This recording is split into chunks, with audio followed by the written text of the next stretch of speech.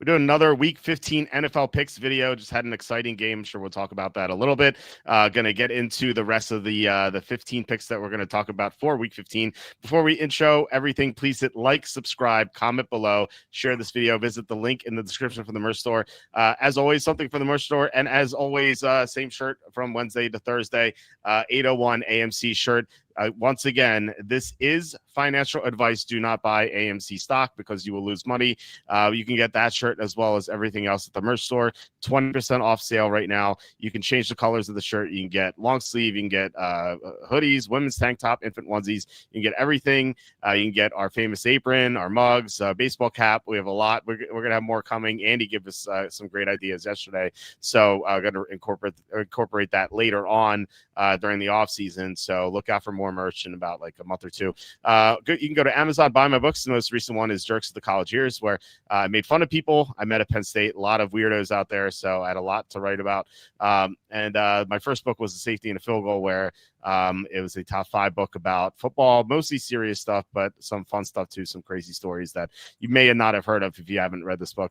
And also please consider super chats and super stickers. That's the best way to support the show. Last week we had Kevin Kovac and Anthony Jackson really helping us out. Kevin's been an all-star for the past 3 weeks. Before that we had Slew and John Sanders. You guys are so awesome, and I can't say it enough. You guys really help us out here because YouTube ads pay nothing. We got about 2.5 weeks left until Q4 is over, and then once Q4 is over, the ad rates here will be like down to zero. It's going to be very sad. So any help you guys can give us would be really appreciated. All right, we are joined once again on a Thursday night by Evan Daniel. Evan, how are you, and how was your Week 14? Week 14 was not my best week.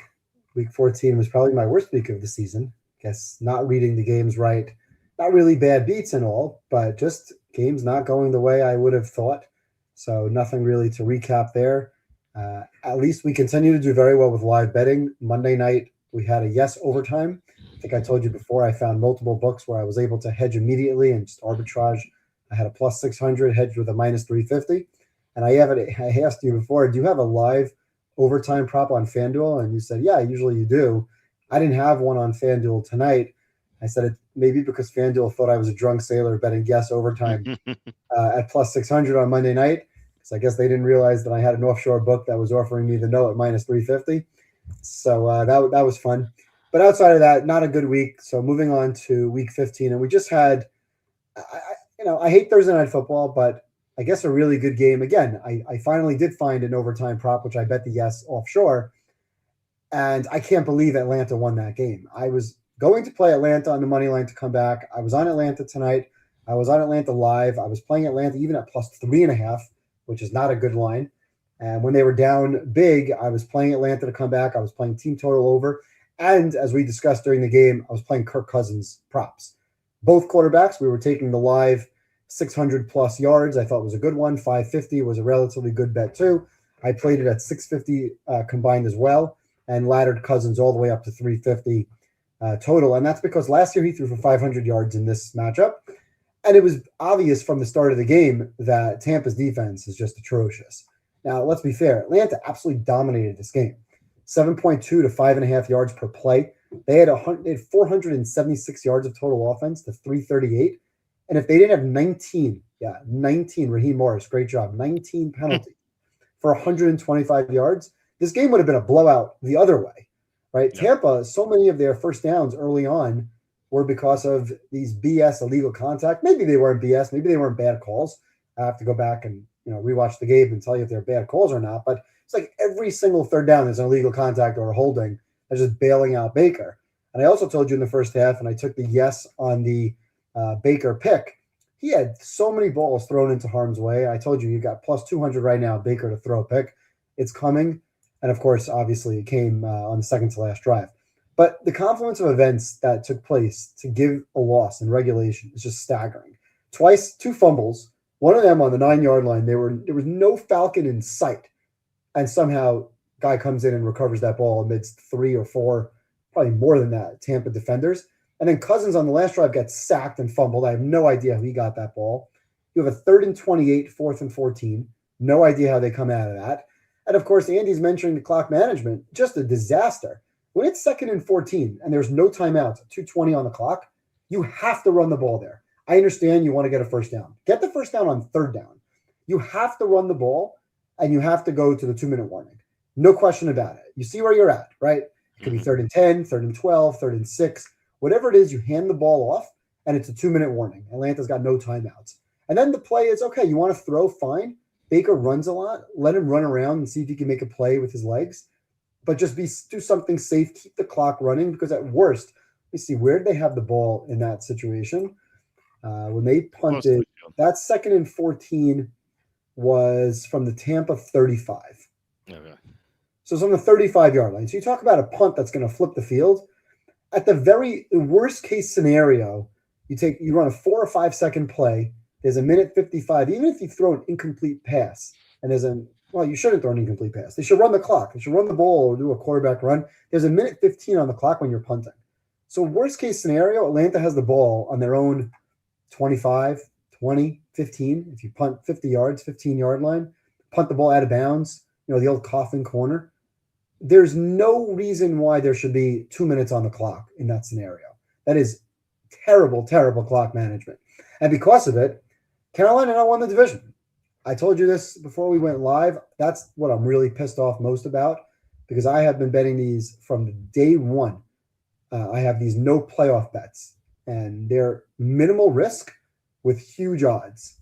And Carolina is really the only team that I'm worried about. I have Miami in there that hasn't been eliminated yet. I have the Colts in one of those bets that haven't been eliminated yet, Dallas. But if Carolina makes the playoffs, it costs me almost $10,000, which I'm really annoyed about right now. And I was hoping that if Tampa won this game, I would have bet Carolina next week as a mini hedge, because then Tampa would have controlled their destiny week 18. Now, if Carolina beats New Orleans and then Carolina wins next week, division's over. They clinch. Doesn't matter what happens in week 17 or 18. Carolina would clinch. If they win their next 2 games, they clinch the division. So that is just unbelievable to me, how this game was blown in regulation, clock management, just awful defense. But at least it was an exciting game. I mean, these Thursday night games are usually snooze fest, so at least tonight was a good game, fun game to watch. But not happy with the ultimate result. You said if they beat the Saints. I think that's a big if. We'll get to that game. I'm not convinced that they will. I've seen the Panthers play, and I guess I've seen the Saints as well. But we'll talk about that. I think that's an interesting game, and I still think Tampa's going to win the division. But you guys are right, and Andy even said for the first time maybe in forever, Raheem Morris is not the worst coach on the field. Yeah, I mean, he even coached against Dennis Allen last year, and so that speaks volumes. Both these coaches are horrible. I don't know how Todd Bowles continues to be a head coach in the NFL. It just doesn't make sense to me. We know how bad Raheem Morris is too. So it was no surprise that there were a lot of mistakes in the game. You mentioned the 19 penalties, all the fumbles, the Bijan fumble was terrible. Sills dropping that touchdown was just terrible as well. And then you had the Buccaneers, Mayfield throwing that horrible interception. There's no need. He's up 8. Like, what are you doing? There's no need to do that. And then the clock mismanagement was just brutal, and kind of suspected it though. It was like, hey, oh wow, I can't believe Tampa screwed up. The one thing you left out is, isn't Bowles a defensive coach? Yeah. Yep. Supposedly. Kirk Cousins was sacked once tonight. How is that possible? Kyle Pitts, he abused them. It's one thing to get abused by Bijan. He had a nice game, 175 yards total. I needed 200. Thanks, Bijan. Couldn't give me 25 more. Kyle Pitts, just time and time again, wide open. Sills, you mentioned, down the left sideline, wide open. Cousins could have thrown for 400-plus yards in this game. Mm-hmm. But this happened last year. It's like, are they not watching the tape? Do they not know who Kirk Cousins is? Do they not know what he likes to do? The guy is sacked one time. He dropped back. He had 44 pass attempts. He was sacked once. That's absurd. If you told me he had 44 pass attempts or 45 dropbacks, let's call it 45 dropbacks, one sack, that's crazy. Yeah, and they couldn't defend Kyle Pitts either, which is commonplace for Tampa. Pitts always abuses them, but I mean tonight was especially brutal. And I'm just kicking myself because I loved Pitts heading into this game, but he had a questionable tag, and I otherwise would have laddered him. I did bet his over prop, which was like 59.5. I would have laddered it up to like 90 or something, maybe even 100, just because I knew that like every time. And I've been saying on our fantasy show every Tuesday, I'm like, make sure you get Pitts. he's going to be great come playoff time because he has these easy matchups starting against the Buccaneers and really Week 14 against Seattle too. So it's cool to see Pitts do well. I played him as my captain in my DraftKings lineup, so didn't win, but I at least cashed. So that was nice, I guess. But you could have played him at halftime because he had 110 at halftime and his line was 141. I did play him at halftime. There you go. Yeah, but I do think, and we talk about these teaching moments, live betting, stop with the half and quarter units. The reason we play these 600 plus is first of all, you're playing the game situation, right? Because if Tampa goes up, if somebody goes up by 7-10 points in the game, you know the opposite quarterback is throwing the ball. And there's no weather factor to worry about here. Clean game. For the most part, they're throwing the ball downfield. So I love that price. What do we get? Plus 550? I'm not sure what you played it at. Maybe plus 450, something in that ballpark. I got 460. Okay, play the regular unit on it, because if you win, you have to win that bet 20% at a time, or 25% at a time. No, 20% at a time to break even. You're going to win that bet more than 20% at a time. That's the whole point of these bets. I believe, let's say they're 50-50, but at some point they're close to 50-50, and you have hedge opportunities. So just play it. We find these, and you see how we found these time and time again with running back overs, with quarterback passing yards. I don't like receiver receiving yards because there's too much of a distribution. You don't necessarily know although tonight you could have figured out that it was Kyle Pitts, but still, I'd rather play the Bijan numbers or the Cousins numbers. And I think those are great bets live. And we do this all the time. I love the tight end numbers though. Like you can determine which teams can cover tight ends and can't. Like there's a handful of teams, like 7 or 8 teams in the NFL who can't cover tight ends at all. And every time, if that team is behind, I automatically bet the over for the tight ends. So I did that tonight as soon as the Falcons trailed, I was like, I'm going to bet Pitts, and before the game too, I figured Atlanta's going to trail at some point. So I like Pitts for that reason. And Tampa, one of those 8 teams that can't cover tight ends. Cincinnati, the worst team against tight ends, but there are a few like Seattle, Washington can't cover tight ends at all. The 8 worst teams are, by the way, Bengals, Redskins, Steelers, Seahawks, Dolphins, Cardinals, Jaguars, and Buccaneers against tight ends. So anytime you get tight ends against those guys, just play those over, especially if the team's trailing. So I like that too. So yeah, I mean, as far as the unit, I'll do it. Fine, I'll do it. You talked me into it. But if we keep losing and I can't pay our health insurance, which is going to skyrocket, as we talked about on Tuesday, we had a big rant on that on Tuesday. Then my wife will be angry, but that's okay. Well, we'll bet the unit from now on. Speaking of clock management, what's Evan's take on the Eagles with 2:33 to go in regulation? Yeah, same idea. They threw the ball a few times, right? That's Hurts coming down, who can't throw at all for some reason. And I think the Chargers I want to say they had one timeout left, because I know they used a timeout on the final drive. I think they had one left. And that was right before the 2-minute warning. They ran the ball for nothing. On second down, you have to run the ball. First of all, the Eagles are better running the ball. You have to try. Either Saquon breaks one or he runs for 3 yards. Okay, so we're not necessarily getting much out of it. They're in field goal range anyway. You have to run the ball in that situation. What is the purpose of throwing there? You're trying to score a touchdown with 2 minutes to go? You're not. The goal is to run out the clock and kick a field goal at the buzzer. So throwing the ball downfield makes absolutely no sense. Speaking of which, in overtime, same idea. Hurts' pick came on first down. What are you doing? In that situation, you have to run the ball, play the clock, and worst comes to worst, you kick the field goal. I understand they were down 3 at that point, so you want to win the game. But even if they kick the field goal, you still want to take as much time off the clock as possible. I know you want to win the game. They're down by 3. It's overtime. You have a chance, but there's no reason to throw the ball like that on first down. And he put the ball in harm's way. That was a terrible throw, but it was a worse decision. He threw the ball into double coverage. But yes, with 2:30 to go, there was absolutely no reason why you're not playing the run on first down and second down. Make the Chargers call their last timeout before the 2-minute warning. Yeah, got to get those Panthers Super Bowl bets in now, says Parrot. That was a discussion that we had on Friday with Tom, who was we talked about the one better who won with the Blues that one year where he got like insane odds, and Tom's like, why can't I ever do that? And I'm like, well, you could bet the Panthers right now; it's a similar odds, Is and it so really? What are the odds? I'm curious. before this week, so before this game, they were 400 to 1. 401? Yeah, not enough. Then the Panthers have no shot. This is a 4-9 team. Yeah. What are they? They're 7-6. Yeah, they are a 4-9 football team. Yeah. No, I agree. I'm just saying that, like, I just compared the odds from the Blues to the Panthers, but and we're saying that, like, okay, if they get in the playoffs, then you can use it as a hedging opportunity. But I still wouldn't do it. There's a chance where you can get a rematch, Rams at Panthers. The Rams will win that game by 3 touchdowns. At least, yeah, it'll be a blowout for sure. Why would you want to run the ball if you have Barkley instead of a great back like Bam Knight? Damn night. Exactly. All right. Let's get to the games here. Speaking of Bam Night, the Bam Knights Cardinals are at the Texans. The Texans are 9.5-point favorites. So as I said yesterday, I initially liked Arizona here because a couple of reasons. One, Houston's in a terrible spot.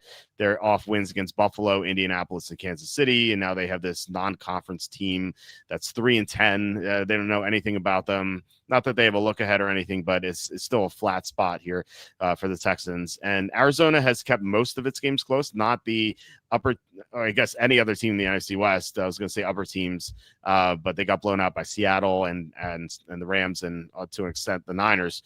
And I guess that was a blowout, but still, whenever they faced against the other teams, they've kept games close. And I thought, okay, Arizona scored 10 points before garbage time last week. They scored 10. I'm not confident Houston can get to 20 with that offense. So I thought, Arizona plus 9.5 looks pretty good. But we got news that Paris Johnson's going to be out. He's an excellent left tackle. He's having a great year. And with Paris Johnson out, they're going to be missing both their tackles. And we've seen the Chargers this year without their tackles. We've seen a couple of the teams, the Chiefs, without their tackles. It's just a nightmare. And it's not like they're playing against a bad team, which if they were, I wouldn't be too concerned. But they're playing against the Texans, who have this elite defensive line. So I just think that's so much of a mismatch that even though this is a bad spot for the Texans, I think they could still somehow get their way into a cover, if defensive touchdowns and such. I'm not confident in this pick, though. I'm not going to bet it. What do you think about this game? Yeah, well, I'm not confident in a lot of these games this week from a betting perspective. And you mentioned Arizona left the blowout loss. They got those blowout losses in divisional games. They were brutal last week. Outgained 7.9 to 5.1 yards per play. Brissett was terrible. So I'm looking here at the pressure numbers overall with all the matchups. So Houston pressured Mahomes on 21 of his dropbacks. Mahomes was dreadful on those plays. He was 3 for 15 with a pick. The Rams similarly pressured Brissett 23 times. Now, he did complete 8 out of 18, took only 3 sacks, but you would expect a similar pressure, especially given Paris Johnson being out. Now, Stafford was pressured only 4 times. Now, granted, the Rams' offensive line is significantly better than Arizona's offensive line, but Arizona doesn't get any pressure on the quarterback. So can Stroud be upright? Because that's been a very big weakness of theirs all season. The problem that I have in this game, really twofold, and why I agree with you on the pick, is Houston is not your offensive barn burner. I don't see Houston going out and getting margin. We saw in the first game against Tennessee, obviously that was a long time ago, but that game is basically 6-0 at halftime. They're not doing anything, even against the bad teams, unless their defense is giving them short fields. Same thing last week. They have 4 yards per play against the Chiefs. Now, again, Chiefs much better defense than Arizona, especially desperation mode Chiefs. And the only reason they scored more than 10 points is because the Chiefs went for it in their own zone. So that's something that would be alarming. Also, it's a terrible, terrible spot for Houston. Even though they're now kind of coming back and every game is a big game, I think they're pretty firm in the playoff mix right now. There's definitely somewhat of a letdown mentality after beating Kansas City. And also, like you said, outside of the divisional games, Arizona has competed. So we know when they're down, and they've been down big before, they're going to compete. They're going to throw the ball downfield. Now, I don't know if they score, especially against Houston's defense, but when Indy was good, they only lost by 4. When Dallas was good, they somehow won in Dallas. That was a game that we had bet on the Monday Night Football. They lost by 4 at Indy. They lost by 4 to Green Bay. They had 2 close losses to Seattle and San Francisco again earlier in the season. But I see no reason why they wouldn't compete. So I made this line 7.5. So I think there's, it's not a huge value when you go from 7.5 to 9.5. But I kind of like the Cardinals. I think this is a low scoring game. What's the total in this game? I feel like this is like a 41 or 42 and a half. 42 and a half. Yeah, so when you have a big spread, big spread close to 10 points with a low total, are you assuming this game is going to be this game is not going to be 30 to 17, right? This is not Houston's not putting up 30 points. So Houston can win this game 20 to 13, kind of dominate the game, but just not score that much, maybe 21-13, something in that ballpark. Mm-hmm. And Arizona covers. So I was on Arizona last week against the Rams. You were not. You were against me on that one. I was dead wrong. They were awful. But I feel like they're a team that will compete, call it like 23-16, 20-13, something in that ballpark. So I kind of like Arizona, but I don't love it. I would consider it because I'm getting a lot of points. And I do like the spot situation, or I don't like the spot for Houston, which leads me towards the Arizona spot. Brandon saying Texans beat the Cardinals 41-13. That would surprise me. Unless there's defensive scores, right. 41 points from Houston would surprise me. Yeah, he says Texans got 20 versus a much better Chiefs. They got 10. Yeah, and Chiefs defense has been bad this year. In fact, Chiefs and Cardinals are about the same. They have the same ranking, so it's not even better. All right, so Houston did nothing in the second half, and the only reason they scored is because Andy Reid went for it on his own 29-yard line. That was even worse than what we saw tonight. Yeah, that was a crazy decision. I love coaches that go for it, but if you're playing against Josh Allen, or if you're go think back to the olden days when this first happened with Brady Manning, it was unheard of to go for it in your own territory. And Belichick's comment at the time was, "Hey, I can't stop them. If it's Mahomes and Josh Allen, or I should say, good Chiefs Mahomes and Josh Allen, you can't stop them. Go for it. I'd rather take my chances on offense, getting the yard, than punting and giving up another field." But Houston I don't even think Houston had a first down in the second half. There was no reason to go for it there. And there was 10 minutes to go. It's plenty of time. Yeah. So that was a crazy decision, and it kind of shifted the momentum of the game. But Houston didn't score 10 points. Houston didn't score 10 points in the second half. They were handed 10 points by literally starting drives in scoring position. Even if they're down like 3 at that point, I would have said no, just punt it. Like it was 10-10. It was they weren't even losing. Like I don't understand what that was happening. Like I was so like dumbfounded by that. It was just so like inexplicable, and by a good coach. I didn't get it. So yeah. All right. Next game, Raiders at the Eagles. The Eagles are favored by 11.5 here. Talk about bad spots. Even though the Eagles lost last week, they are coming off a grueling overtime defensive battle where they played about 150 snaps, and they're traveling from the West Coast to the East Coast on a short week. And they also obviously lose a day traveling from West to East here. So this is a really tough spot for the Eagles, who, by the way, haven't scored more than 21 points since October. The last time they scored more than 21 points was the second meeting against the Giants. And that was the one game Barkley was great this year. Otherwise, he really hasn't done all that much. And so I find myself wondering, like, how is a team that can't score into the 20s reliably at all, like, or barely does it, how are they favored by 11.5? And then I remember how bad the Raiders are and how bad they block. They're one of the worst offensive lines in the NFL, probably the worst offensive line in the NFL. Geno Smith's not going to play. Looks like it's going to be Kenny Pickett. But at this point, and Mina Kimes, if you're listening, close your ears. I think Kenny Pickett might be better than Geno Smith at this point, because Geno Smith has been an absolute train wreck this year. I'm sure some of that has to do with the poor blocking, but he's made a lot of bad decisions. And so maybe Pickett will be slightly better or even. So I'm not going to downgrade the Raiders for that. But I can't take a team that can't block at all. Like they can't block whatsoever against this Eagles team. But then again, I can't take the Eagles either. So this is a tough spot for me. If I had to choose in an office pool, I would take the Raiders, because I feel like this is just too many points. No Lane Johnson, no Jalen Carter. Landon Dickerson's banged up. I feel like he's going to play, but he's injured too. So Raiders for me here. Hopefully you can talk me into a more confident pick here, but this is not going to be much of a play for me. What do you think? I will not try to talk you into a more confident play because I don't. This is one of several games where I can't make a case. I can only make cases against the teams, not for. Mhm. Right? Right. You mentioned all the things about the Eagles. You can't lay double digits with a team that can't score or a team that's having trouble scoring. If there's one thing the Raiders have done relatively well, and I always love looking at my yards per play, is their yards per play rushing defense is ranked number 5 at 3.9 per carry. So they've been decent defending the run, which is I was surprised when I looked that up, but that's what it is. Uh, Hurts 4 picks last week. Guy can't throw the football. Something is obviously wrong. This is very similar to a couple of years ago. Maybe it's the offensive coordinator. Maybe it's the team that kind of is asleep all year off of the Super Bowl win. Guys just not caring. But this is not a team that I'm willing to lay points with. And on the Raiders side, they clearly are betting on their own spreads, as you saw last week with Pete Carroll kicking a field goal late. The one thing about I don't really believe that, but the truth is they're trying. They're trying to score when they're behind.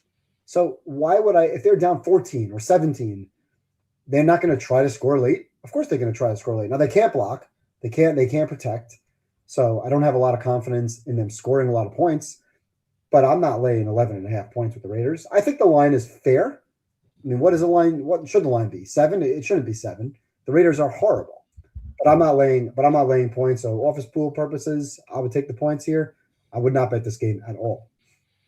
So we had on Tuesday we have our fantasy show, and the my co-host Kenny is not he's not like in tune with betting and stuff, but he did ask what the spread was, and I'm like, what do you think it is? Because he's an Eagles fan, and he's like the spread should be 6. Like so that's kind of like where the Eagles fans mindset is. But I'm sure if you ask Raider fans, they'd probably like that's supposed to be 17. Right. So Right. Yes. Correct. somewhere in between, that gets to 11 and a half. So yeah, not a surprise that you don't like this game very much. Yeah, like I said, I would take the Raiders if I had to, but luckily we don't have to. Andy says Raiders now number 32 in his power rankings. They are in mine as well. And Matt asking Trevor Lawrence versus the Jets or Brock Purdy versus the Titans. Both are good matchups. Who do I have higher? I think they're rather close in my I would ranking. say Lawrence. Okay, I think I have Purdy projected for 18 and Lawrence projected for 17, so it's super close. So why do you think Purdy? Oh no, you Well, I said think Lawrence. You Purdy said will Lawrence. be, and we'll talk about that game Yeah. later, but I think that game will be more of a heavy run focused game, Okay. especially as the Niners get down into the red zone. I think they'll be feeding McCaffrey if they're in scoring position, whereas Lawrence is definitely throwing the ball. He has been throwing the ball. I would look at weather situations.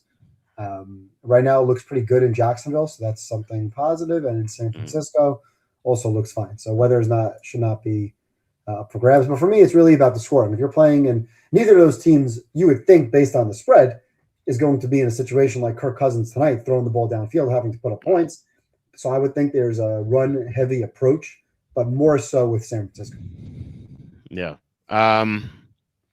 Yeah. So, yeah, I think, like I said, I think it's super close. You make a good point on Purdy. So, yeah, and Lawrence has been great recently. We'll get to him. Yeah. That's the next game. So, and real quick, Frosty says I was told by millions to play McBride over Pitts.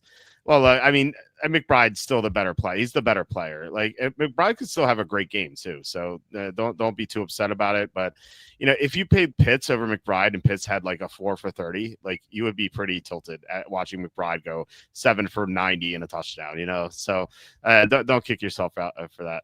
And as a Raider fans, I think it's about right if Jalen Carter plays minus 14. Yeah, that's what I'm saying.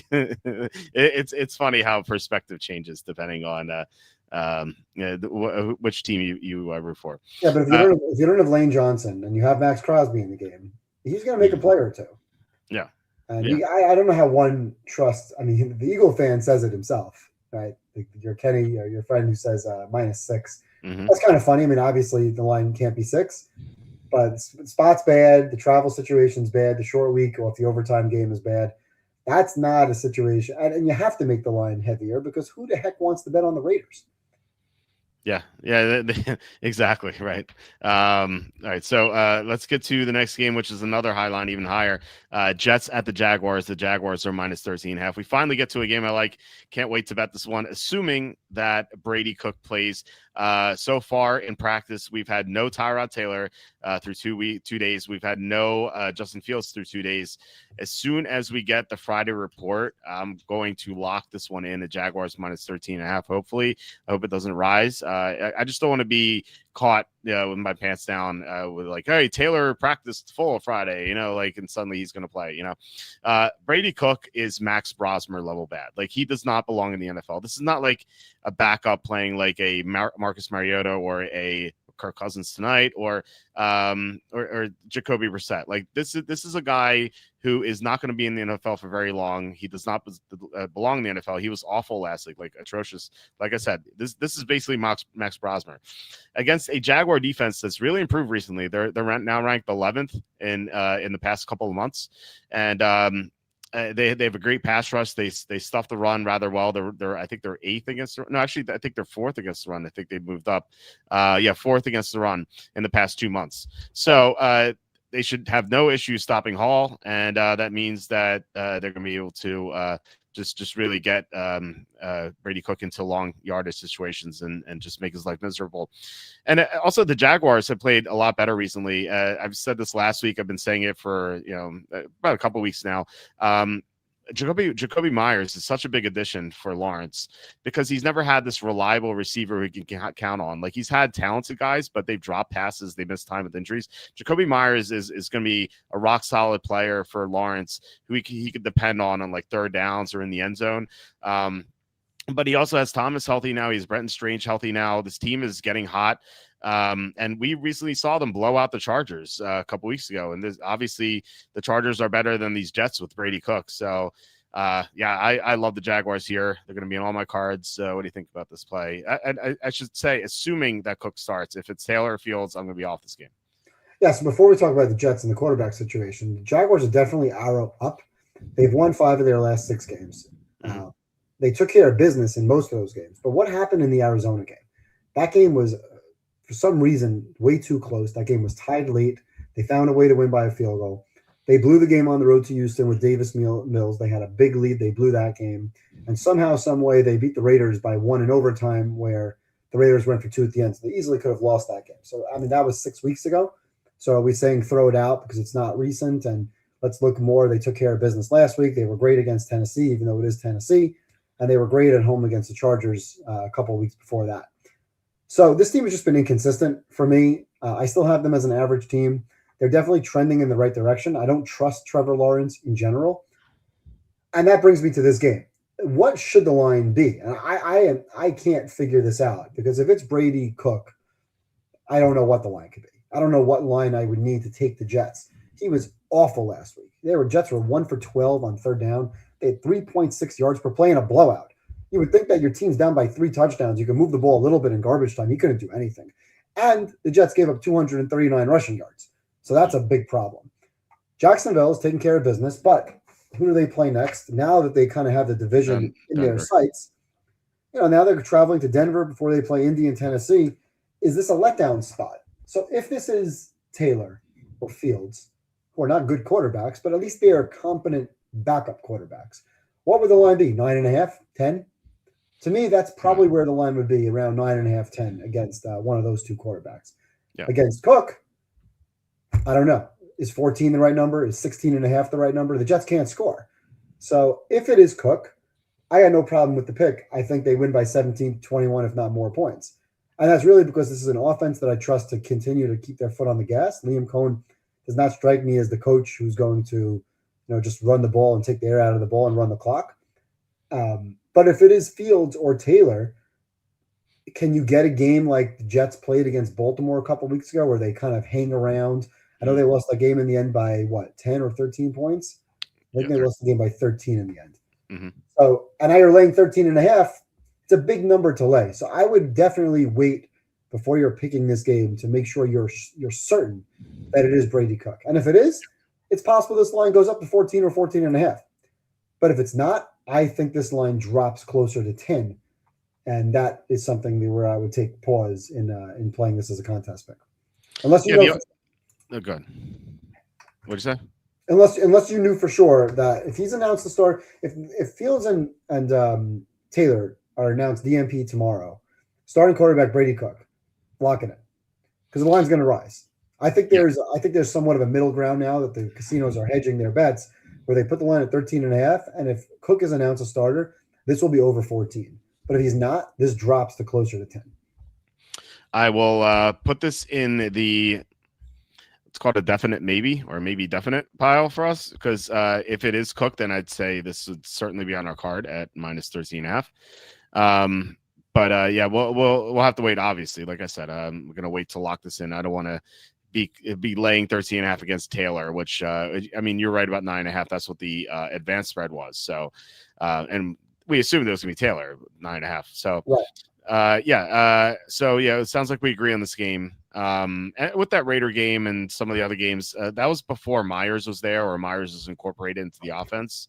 Like I feel like it's like past 3 or 4 games is kind of like when Myers got fully integrated in the offense and the offense took off. And like I said, the defense has gotten better too with guys returning from injury, like Trayvon Walker returned. Eric Armstead missed the game. He's back.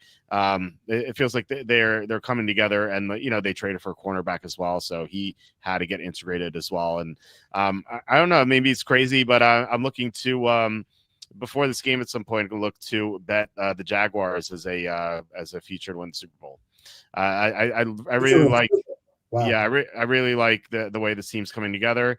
Kind of reminds me of how hot they got in 2022 when Lawrence was great down the stretch, and he won the first playoff game and he kept the game close against the Chiefs in the second round. And now there's no Chiefs, right? There's no like elite team in the AFC. I think the AFC is wide open pretty much. So why can't it be the Jaguars? So I think I played last week a 3-game parlay of Denver, New England, Jacksonville to win the division and even money. Which kind of hedges my Houston plus 750. Right. That makes sense. Yeah, I have the Jaguars to win the division already. From the summer, I thought heading into the season, because last year Lawrence got so banged up at the end of 2023, like it was a new injury every single week, and I thought that he'd be healthier in 2024, but he wasn't. Like he was not healthy at all last year. But I thought like this year with the new coach and more health, and Travis Hunter, now he's been out, but I guess Myers has kind of replaced what Hunter was supposed to do. I thought that Lawrence would be a lot better this year, and they did make improvements on defense. So I thought, hey, why not the Jaguars winning the division? I didn't like them to win the Super Bowl because I'm like, they're not going to be better than the Chiefs, Ravens, and Bills. But we've seen the Chiefs and Ravens fall off a cliff, and the Bills are still there. I still think the Bills are the team to beat, but like they're not an infallible team. Like they can certainly lose. So like I said, I think the AFC is wide open. I think it could be one of like 4 teams or 5 teams. So and so like I said, why not the Jaguars? Angie says Jags good alternate line plays this week. Yeah, I love the minus 20.5. I did that with the Rams last week. I probably would do that with the Jaguars this week, but we may not get a good number, unfortunately. Just signed Cook because they thought they're signing Tom Brady, not Brady Cook. if that's true, then their GM needs to have his head examined. All right. Next game is Browns. You never know before you move on to the next game. You may have seen a trend now starting. We'll get to Rivers. I can't wait. But the Jets may call like Vinny Testaverde up.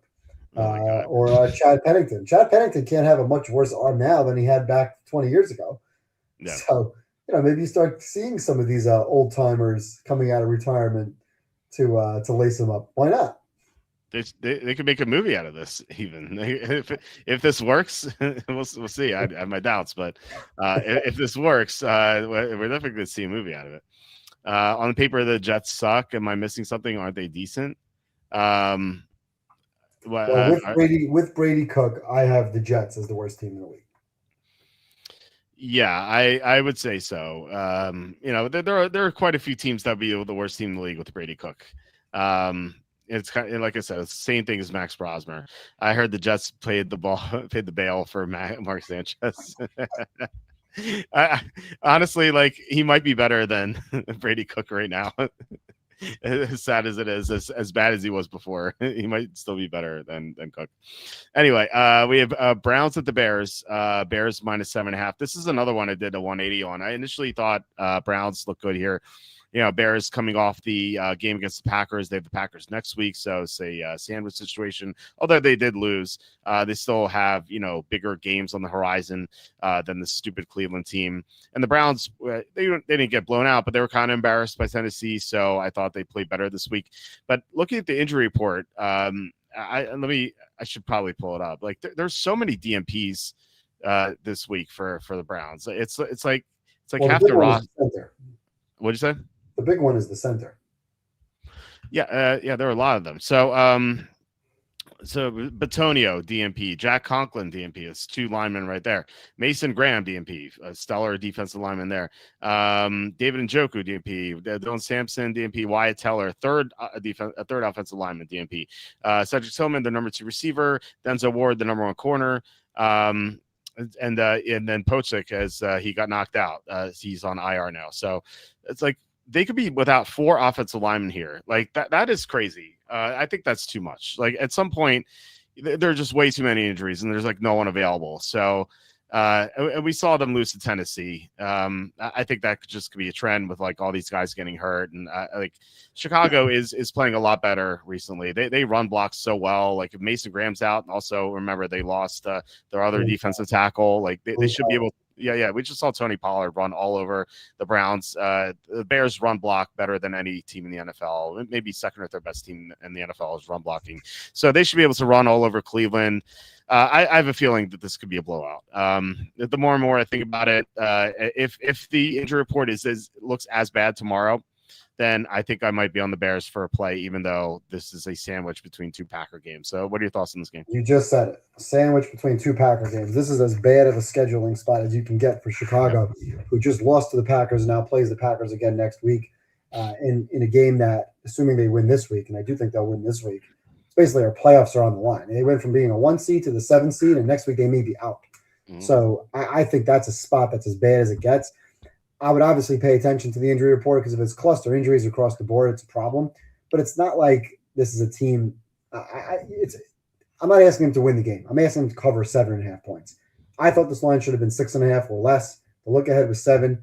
The Bears have been trending in the right direction. I've talked about all the overrated teams. We know Denver is very overrated. Jacksonville, I think, is overrated. Carolina obviously takes the cake. But to be fair to Chicago, they're getting better. So the game that they lost and they gave up 50 points earlier this season to Detroit, obviously they're not as bad as that result. The game that they should have lost to the Raiders, they're not as bad as that result. The game that they should have lost to Washington, again, not as bad as that result. So they are trending in the right direction, but this is a miserable spot. I think they win this game by a field goal. I was very alarmed last week because we were on Cleveland last week. I thought Cleveland would win easily, and watching Pollard run through that defense was alarming. Now, Shador, to his credit, played very well. They're down big, and he led the comeback. They almost won that game late. So they didn't lose because he's playing poorly. And now he's going up against the defense that's equally as bad. The Bears defense, yes, they've been opportunistic. They've gotten turnovers this year, but they're still not a great team. Their defense is still one of the worst in the league statistically. So it's not a defense that I'm afraid of. It's not a pass rush that I'm afraid of. It's not a pressure. If you want to pull up your pressure chart, I don't know the exact numbers, but I can't imagine the Bears, even though they're an improving team, are very high on the pressure list. So we talk about offensive linemen being out. Is Chicago the team that's going to take advantage of that? I worry more about Paris Johnson being out for the Cardinals against Houston's defense than I do with Cleveland in this situation. So, and Caleb Williams has been awful the last few weeks. There's only one thing that Caleb Williams does well, which could run to his benefit in this game, is he's been escaping pressure. He has been moving in the pocket, and he's been turning sacks last year into positive plays this year. That is the only thing that he's been doing well. His passing is disgusting. His accuracy is terrible. He's trying to throw picks every single game. Some of them are being dropped. Otherwise, his stat line would be even worse. He's making boneheaded mistakes. I think back to the game against the Steelers where he literally just kind of put the ball on the floor in the end zone for a touchdown. And even last week, that pick at the end in the end zone, that is as bad a throw. I mean, that looks like Jalen Hurts throwing the ball right there, or Max Brosmer throwing the ball to the Seattle defense. That pick in the end zone was so bad. That just shows a complete lack of touch. He throws the ball hard. He's got a nice fastball when he's throwing the fastballs, but when you have to put some touch on the ball, the guy's got none of it. So I don't know if that's just he's getting better. It's going to take time for that to happen. But I'm not laying 7.5 points with Chicago, and especially the sandwich spot between two Green Bay games. No way. This is a game they were looking forward to. That Green Bay. They were the 1 seed last week. They're playing Green Bay on the road. They're excited, and they played okay. They tied the game late and then gave up the touchdown. And then they finished the game saying, all right, we're going to get this team in 2 weeks. We're getting this team in 2 weeks. They're not focused on the Browns this week. No way. So 7.5, way too many points. You don't think that the fact that they lost the game would be better for them here rather Not than at a all. win? I think they're absolutely focused on the rematch in 7 days. Okay. So no interest in playing this game then? No, I like the Browns. Oh, you like the Browns? Okay. Yeah, one of my top 5 picks. Really? Yep. Okay. I'm considering this is a top 5 pick in a week where I don't like a lot of games. Okay. So this is not like I'm sitting here saying, I love the Browns. If this were last week, I didn't do very well last week, but if this were a regular week where I have my 7 or 8 games and I'm very often going 5-3, and of course we're picking the 3 losses and going 2-3, then no, this might not be a high up on the list. But I if this line was 6.5, I would still like the Browns. At 7.5, I love the Browns. Okay. I think I like the Bears if the injury report persists and is that bad. Like I can't back a team missing 4 starting linemen. You have to see if they're missing 4 offensive linemen. Yeah. I'd have to actually see that because DMP on Wednesday and Thursday sometimes doesn't mean a damn thing. Yeah, that's true. The 2 missing defensive tackles as well against that Bears run offense, like that could be awful as well. And you said that the Bears are getting better too. So I don't know. I'm gonna take a look at the Bears tomorrow, see what the Browns injury report looks like, and make my as long as Myles Garrett is playing, that defense will be just fine. Chicago has a great line. That's like, it's something that, maybe I overlooked and stuff, but their defense has not played well, although they have gotten a lot of players back from injury. Like they were missing Jalen Johnson, their top corner, all year, and they got him back. They're missing their linebackers. They got TJ Edwards back. They're missing the safety. They got him back. So their defense is better, but like their offensive line, I think, is top 5 in the NFL right now. And Garrett is going to get some pressure for sure. Obviously, he's going to get some pressure, but it's not going to be like an easy game for him. He's not going to. I don't think he's going to necessarily dominate. I like I said, I'm going to look at the Bears tomorrow, but we'll see if I'm still of the mindset that Chicago, even though they're improving, and I'm not suggesting they're not, I actually may even have them as an above-average team. Finally, take a look at my power ratings. I do too. Bears, I've had them as a 0 since week 13. So 0, 0.5. So for me, they're number 15. They're basically them, the Bengals. Well, the Bengals, maybe I lower the Bengals now a little bit more, but I think that the Bears, Bengals, Jacksonville, they're kind of like that middle 15, 16 in the league. This is not a team that's winning by margin. This is not a team that I'm worried about coming out and winning by margin. They beat the Eagles by margin, but they beat Pittsburgh at home by 3. The Minnesota game, they won by 2. They were up big. They beat the Giants at home by 4. I get it. They're improving from these games. No question about it. But they're not improving enough that they should be favored by more than a touchdown. And the spot is an absolute disaster. Yeah. He can't pass. He just can't throw the football. He can't throw the football. He's putting the ball in harm's way. His turnover-worthy plays are at a very high rate. And the only thing he's doing well is scrambling away from pressure, which is going to bode well for him in this game. Yeah. But now you're asking, what do you make the score in this game? I mean, this game, it's going to be fine. It's going to be like 0 degrees. What's the weather going to be here in Chicago? I don't know. You know me in the weather. The projected weather is 10 degrees. So it's going to be freaking cold. It's going to be a lot of running. It's just going to be, I just think it's a low scoring game. And I'm playing the line is 39. What are they going to win the game? Again, the Niners should not have covered to the Browns, but the coaching was awful. They gave up the ball a couple times in their own zone. They gave up special teams because we had the game as a contest pick, so we got burned on 2 special teams plays on a punt return and short fields. If the Browns don't go for it on their own 28-yard line and hand the Bears a short field or give up a pick 6, which is possible against Shador, or a punt return that sets up a touchdown, if this is your traditional yards per play game, I think this game is going to be very even. Yeah, with all those injuries, I just can't see that happening. I think Well, that let's see tomorrow who's actually in or out. yeah, I think with the cluster defensive tackle injuries, like the Bears just run all over the Browns, get like 250 rushing yards, wouldn't surprise me at all. And then like Garrett won't even matter if the Bears are not in third and long. So, um, okay, so do you like any teams in the college bracket? Honestly, I haven't looked at the games yet. The games are too far away. I'm concentrating on this week's NFL. I don't Yep. even know. I don't even know what the spreads are. So if you ask me like a week from now, I could definitely give you a better answer. I imagine that it's going to be Indiana, Ohio State again, right? But like there are obviously other teams that can do it. Well, There's some teams. you have a long way to go before Indiana and Ohio State play. I mean, you're Yeah, talking about right, end of the month. You got 3 right, weeks. right, right. I going to fade the Tulanes and the JMUs. Like there's no reason they should be in the playoffs. And then I think that Oklahoma should not be in either. I don't understand why they are. Like their big wins against Alabama, but Alabama has struggled. It kind of reminds me of the Broncos. We'll get to them in a bit, where like the Broncos' big win was against the Chiefs, but the Chiefs haven't won since. It's like, so what? Like, is that really that important of a win? So, yeah. Well, I have a feeling that I would be fading Oklahoma in the two teams that should not be in. Like we talk about, like Texas. How's Texas not in? Like, they're absolutely one of the 10 best teams, and I know they lost a stupid Florida game, but like. They crushed Oklahoma. They beaten 3 teams in the top 10. Like you can't tell me that they're one of the best. They're not 2 one of of the their losses are against basically number 2 and 3. right. There's no shame in that. So yeah. Anyway, we'll talk about college football closer to those games. I think. Yeah, I agree. All right, next game, Bills-Patriots. Bills are favored by 1. According to Dave Portnoy, this is the most disrespectful line of all time because he thought his Patriots should be favored.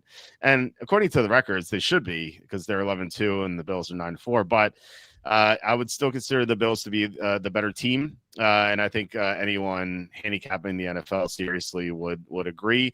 The Patriots have not beaten anyone except for these Bills, but back then the Bills were not playing well. They lost to Atlanta the following week, for example. So the Bills are playing better now. I know they recently had a loss to Houston, but ever since then they've improved. It looks like the run defense has gotten better. I don't know if it's like a small sample size, but limiting Chase Brown to barely any yardage. I know Chase Brown's not a great runner, but they did not allow anything on the ground last week. So and the week before as well, they clamped down on that running game as well. So maybe a sign that I'm very curious about that, because if that has improved, like that's their biggest weakness. It's been all year. So if that's improved, then I think they can they'll look pretty good to make a run into the playoffs. And the Patriots, they haven't really been tested without the left side of the offensive line. Will Campbell being knocked out, they're going to be playing against the Bills team that can get a lot of pressure on the quarterback. So I think the Bills get their revenge here. And by the way, an injury to note, Harold Landry was downgraded today. We'll see if he can play, but he's a great pass rusher for the Patriots. So if he's out, that'll hurt the New England defense. So I like the Bills here. I don't. It's not like a big play for me or anything, so I don't know if it's gonna be on the card. But what do you think about this game? Yeah, I would put the Bills on the card. I think this is a revenge spot. I look back at the game. I rewatched a lot of that game from when it was week 4, week 5. And if you remember back on that Monday night game, I loved the Patriots in that game 7.5. Yep. But if you watch that game, really the Bills, when they lose, they beat themselves. Cook fumbling going into the end zone, silly picks by Allen, or sometimes stupid IQ plays, low IQ plays from Allen when they're trailing, or it's 3rd and 3 and he's just chucking the ball downfield, low percentage 3rd down plays. But that game, they had a first down at like the 9-yard line that was called back on an OPI, which was somewhat of a phantom OPI. On the next play from the 19, Allen was picked. They still got the ball, and they were down 10 in that game. They came back, tied the game, and credit to New England, who ended up winning on a 50-yard field goal at the gun. But that was Buffalo shooting themselves in the foot with penalties and with some of the turnovers. Now, Buffalo's weakness, we know, is the run. New England can't run the football. So that's not something that I expect New England to take advantage of. I would be worried Buffalo against Chicago. Chicago is going to line up and run the ball, and that's what they want to do. Or a team like Baltimore, perhaps, who may want to decide, hey, we want to run the football. Or any team that wants to run the football. New England's not that team. The only concern I have in this game is that Cincinnati last week was 10 for 12 on 3rd down. And May has been very, very good on 3rd downs for the season. I'll look up just real quick, third down conversions. New England's in the top 10. New England's number 8 in third down percentage, and that's something that Buffalo struggled with on the season and struggled with last week. But if Josh Allen doesn't turn the ball over, Buffalo's going to win this game. And you mentioned it. First of all, if this game were in the playoffs, if this were your 7-2 game, I'm absolutely betting Buffalo in this game. We've been waiting to bet against New England in a real game all season, and this is probably the first opportunity we have. So New England's overrated. New England's good. They're a good team, no question about it. I still have Buffalo ranked second in the league. I have the Patriots down at number 9. So I think everybody would agree that Buffalo is probably the better team, which is why they're favored on the road in the market. So the only problem in this game is it's not necessarily a must-win game. Really, for either team, it's not a must-win game. So I don't think Buffalo is winning the division. Even if Buffalo wins this, runs the table, and New England goes 2-2, if they lose this week and lose next week against Baltimore, New England still wins the division. So I don't think Buffalo is going to win the division. They probably know that. But I think this game means a little bit more to them now, knowing that they lost first round, and I would think that they're buttoned up like a playoff atmosphere, a playoff game. And I wouldn't say I'd be surprised. I think it'll be close. I think it's like a 27-24, but maybe Buffalo has a 10-point lead and gives up a backdoor late. Not a backdoor; they're favored by 1. But something where Buffalo really controls the game. It would not surprise me if Buffalo ran away with this game and won this like a 34-24 type of game. I would think it's going to be hard for New England to slow down this Buffalo team. So my opinion of this game is I'm confident Buffalo is putting up points, and I think their defense will do enough to get them to win. Okay, yeah, we agree on this one. We can put it on the card. Andrew asking, do you think the Bears would miss the playoffs? Do you have the odds on that, Walt? Yeah, it's the Bears missing the playoffs is plus 172. So if you like that, it seems like a good number. What do you think? I think it comes down to week 18, and that's the problem. I really do think Chicago will not make the playoffs, but I believe it will come down to the weather in Chicago. That might be your Sunday night game, and if they do that to the Lions, that just sucks for the Lions, because if it's 10 degrees at night, that's not good for Goff. I mean, any cold weather is not good for Goff. So yeah, that's one of the few reasons I like the Lions to miss the playoffs this year. Back in the summer was because they're gonna have to play more outdoor games this year. So that could come down to that too. So we'll see. I want to look at my schedule. I kind of ran like my own little playoff machine. Yeah. I gave Chicago a win this week, but I do not think they're winning. I mean, I had them losing the rest of their games. So they would finish 10-7, and they'd be out with the loss to Detroit. Detroit would have the tiebreaker. Okay. Now, if they beat Detroit in that game, Detroit would drop to 10, and Chicago would get up to 11 wins. Okay. So it's going to come down. It's really going to come down to that week 18, and there's a lot of good matchups in week 18. I think there's a scenario where you can put. Who did I say it could be? I think it was the Chiefs. There's a scenario in week 18. Give me a second. I think it's Broncos Chargers. Theoretically, Broncos Chargers could be Broncos for the 1 seed, and also for if the Chargers would lose, the Chiefs would potentially get in. But if the Chargers would win, then the Chargers would get in, and maybe New England would end up with a 1 seed. So like 4 fan bases are watching that Chargers-Broncos game, whereas Lions-Bears, it's really 2 fan bases watching for the number 7 seed. So what do you think the NFL would do in that situation? Would they – because, again, it's like a Chiefs game, right? Denver Chargers could be a game for the Chiefs. Or they put that game on Saturday, because they usually have 2 games on Saturday, and maybe they play both of the Chiefs games on Saturday. For the Chiefs, like the first game, Chiefs. Well, I don't think they want to put Chiefs Raiders in a primetime spot. Well, I don't know. The Raiders have a big fan base. They tend to do that. Like they always put Chiefs Raiders on like Black Friday or Christmas or something. They like doing that. So then, in that scenario, you would likely have the game for the 7th seed would be Bears hosting the Lions in Sunday Night Football Week 18. And in that scenario, I hate to say it, but I would probably lean towards the Bears just because of the weather. No, yeah. I mean, yeah, for sure. I would as well. And plus, we'll get to Detroit. They haven't played good defense in a while.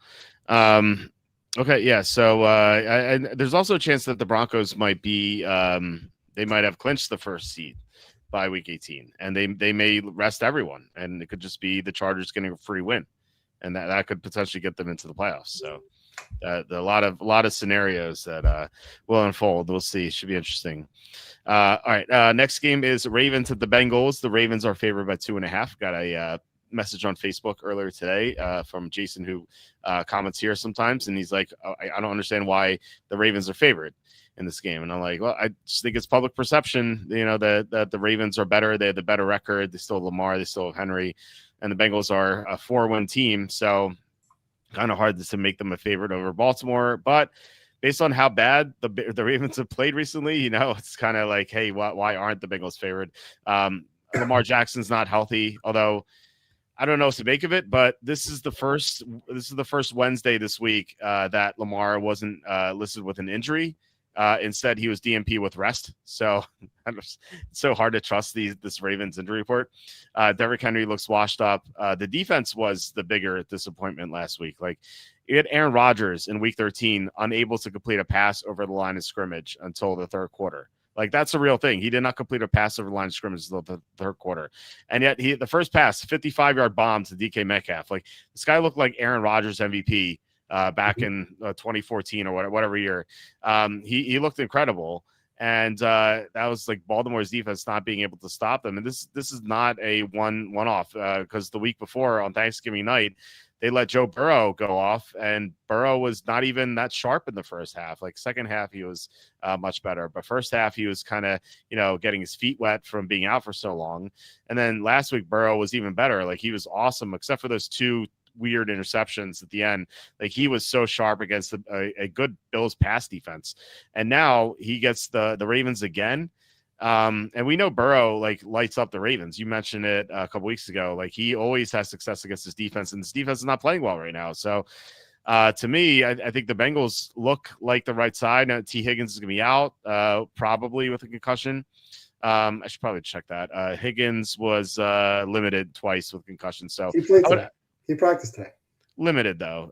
So he has to be full at some point to pass protocol, because I think the Bengals might be in trouble because he was in protocol, and then they let him on the field, and then he got in protocol again. So they might be in trouble. So I have a feeling that he's not going to play in this game, but he didn't play in the previous matchup, and the Bengals still won by 18 points. So I will be on Cincinnati here.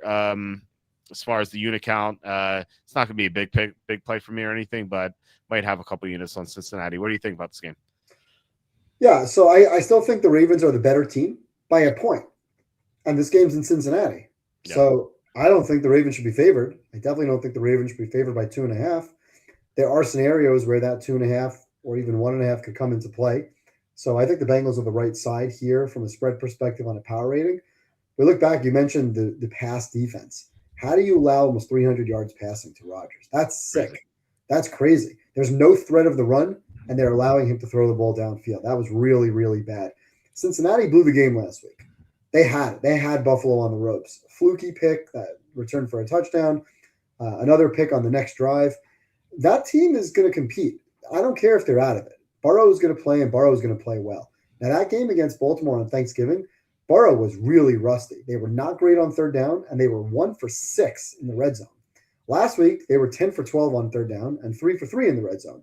If you take any one of those red zone, 1 for 6, or I guess late didn't really matter, but call it 1 for 5, make it 2 for 5.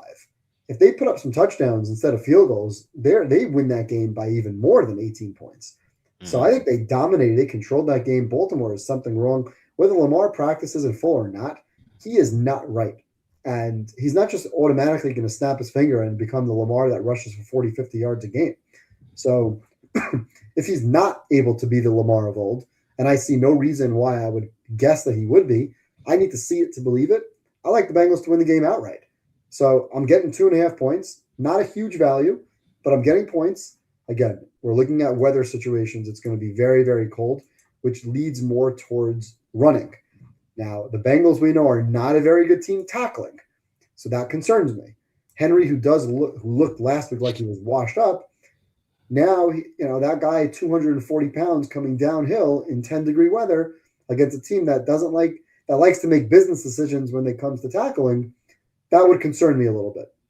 But I don't see. I always can you picture Lamar right now in the cold weather with his extra scarf and hoodie that he likes to wear, sitting on the sidelines, like staring into the abyss. That's a picture that we normally see in January playoff football, playoff Lamar. I can see that. I can see him throwing the pick or taking a sack, getting the fumble. But I love Burrow to chase. I love Burrow to chase. It's Burrow to chase at home. I'm getting 2.5 points. There's not a huge value again with 2.5 because you're kind of asking them to win. But I think the Bengals would be, if not on my card, very close competitor to be on the card. It's hard to handicap games and make lines, but I think that anytime you see a quarterback with one of those stupid turtleneck scarf things, I think that's -3 points. Oh yeah, right there. -3, -3 for turtleneck. Yeah, right, automatically. Andy's saying Harbaugh versus Taylor, and if the officials do their job, the Ravens beat the Steelers. Now there were some bad calls in that game. Oh, some horrible calls in that game. Right, but that doesn't change the fact that Rodgers threw all over the Baltimore defense. And then Ravens number 3 in rushing offense, Bengals number 32 in rushing defense. I'll say this about the Bengals. Overall, if you look year long, their defense is dead last in a lot of categories. But in the past 3 weeks, I don't know what's happened. But the past 3 games, they limited Drake May and the Patriots. They nearly won that game. After that, they limited the Ravens to 14 points. And then last week, 39 looks bad to Buffalo, but 7 came off the pick 6 from Benford. And then the other 7 came off the tipped interception on the short field. So really, take those points away. It's 25 points they allowed to Buffalo, which in Buffalo is like Cincinnati will take that like all the time, So I don't know what's, again, maybe. Well, I'll tell you what's happening. Yeah. Burrow's back. It's a business decision to play harder. That team didn't look like they gave a damn. Yeah, a couple of times. It's fair. So they're not that is concerning. The statistic on the rushing offense, Baltimore could come in there with a mindset of running the ball. But you know what? This is a playoff game for Baltimore. You know what Baltimore forgets to do in the playoffs? Run the ball. They forgot on Thanksgiving night. They ran 12 times with Henry. Baltimore's game plan in big games over the years has been really bad. And I'm pointing to divisional games, championship games, where we always say, why are they not running the football more? Whether it was Henry or even the years before Henry, this team does not run the football in the cold weather in January. It doesn't make sense. I don't trust Lamar in cold weather games. I see him with that stupid scarf on. And like you said, -3 right there. Yeah, it is bad. As I use my back massager because my back is bad. So net -3 points to me as well. All right, so we have a question also. I still think they can make the playoffs, whether they win this game or not, because they play Pitt again. Yep. I think they'll beat New England at home next week, and then it really comes down to what Pittsburgh does. Who wins the division? Do you think? You said you think. Well, right now, the way I have it that Pittsburgh will win the division because I think Pittsburgh wins 2 games and gets to 9 wins, and I think Baltimore gets 2 wins and gets to 8 wins. Okay. So if Baltimore wins this game, then I would flop that because I think they would have divisional tiebreakers over Pitt, assuming they beat Pitt. I do think they'll beat Pitt week 18. Okay. So divisional game, Ravens need this win. Well, Bengals need to win it too. But needing doesn't mean a damn thing. Because how many times have we seen a team need a game and doesn't matter? We saw it tonight. We see it every year in week 17 and 18. Yeah. Steelers split the Bengals, okay. That's why I think the divisional. It's really going to come down to, well, obviously this game is a big game. Steelers at Browns in week 17 is a massive game because that's a divisional game. It's a road game for Pittsburgh. I think it's really a toss-up, probably even either way. I don't know the divisional odds right now. I would guess because the Ravens are favored in this game, they're probably still favored to win the division. I wonder if that's true because they already the Steelers are -160, Ravens are +160, and Bengals are 16-1. Well, I have +285 pretty much for both teams. Yeah, which I told you weeks ago when the Ravens were 1-5. I said before they were 1-5, I said everybody should be betting Pittsburgh right now 2-1 or 3-1. Yep. And then in a couple of weeks we're going to bet the Ravens. So we should all have like 3-1 for both of them. Yeah, that definitely worked I out. really, I'm even on both of those. I don't care who wins the division. Okay. So as far as the contest is concerned, do you want to put this on the card? I would consider it a maybe. Again, if I had three, definite. Okay. If Yeah. I had plus three, I'd bet it. At plus 2.5, I tend not to bet those. I look for the teaser or I look for the live Mhm. in game because I don't find a lot of value in. To me, it's more of like a pick 'em. But 2.5 could come into play. We've seen that a lot. Yep, that's true. Okay, let's get to the next game. Chargers at the Chiefs. The Chiefs are -5.5. This is the same spot the Eagles are in, except for the fact that the Chargers won, so it's even worse. So, once again, if you missed it, the Chargers played a grueling defensive battle on Monday Night Football, about 150 snaps in overtime. And now they're playing a short week. Remember, they play Monday night, so it's a short week. They're traveling not quite to the East Coast, but far enough where they have to play an early game. So they're really missing a lot of time here, and they're going to be exhausted. So, and they won in an upset. So I just think this is an awful spot versus the Chiefs, who this is do or die for them. They lose, they're done. And so their backs are against the wall.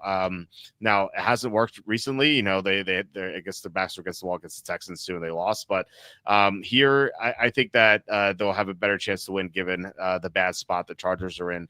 So I was on Houston last week against the Chiefs, despite the Sharps being on the Chiefs. The Sharps look like they're on the Chiefs again, although this might be like phantom movement. We'll see. But I'm going to be on the Chiefs again, or Chiefs for the first time here, just because I think this is a better spot for them.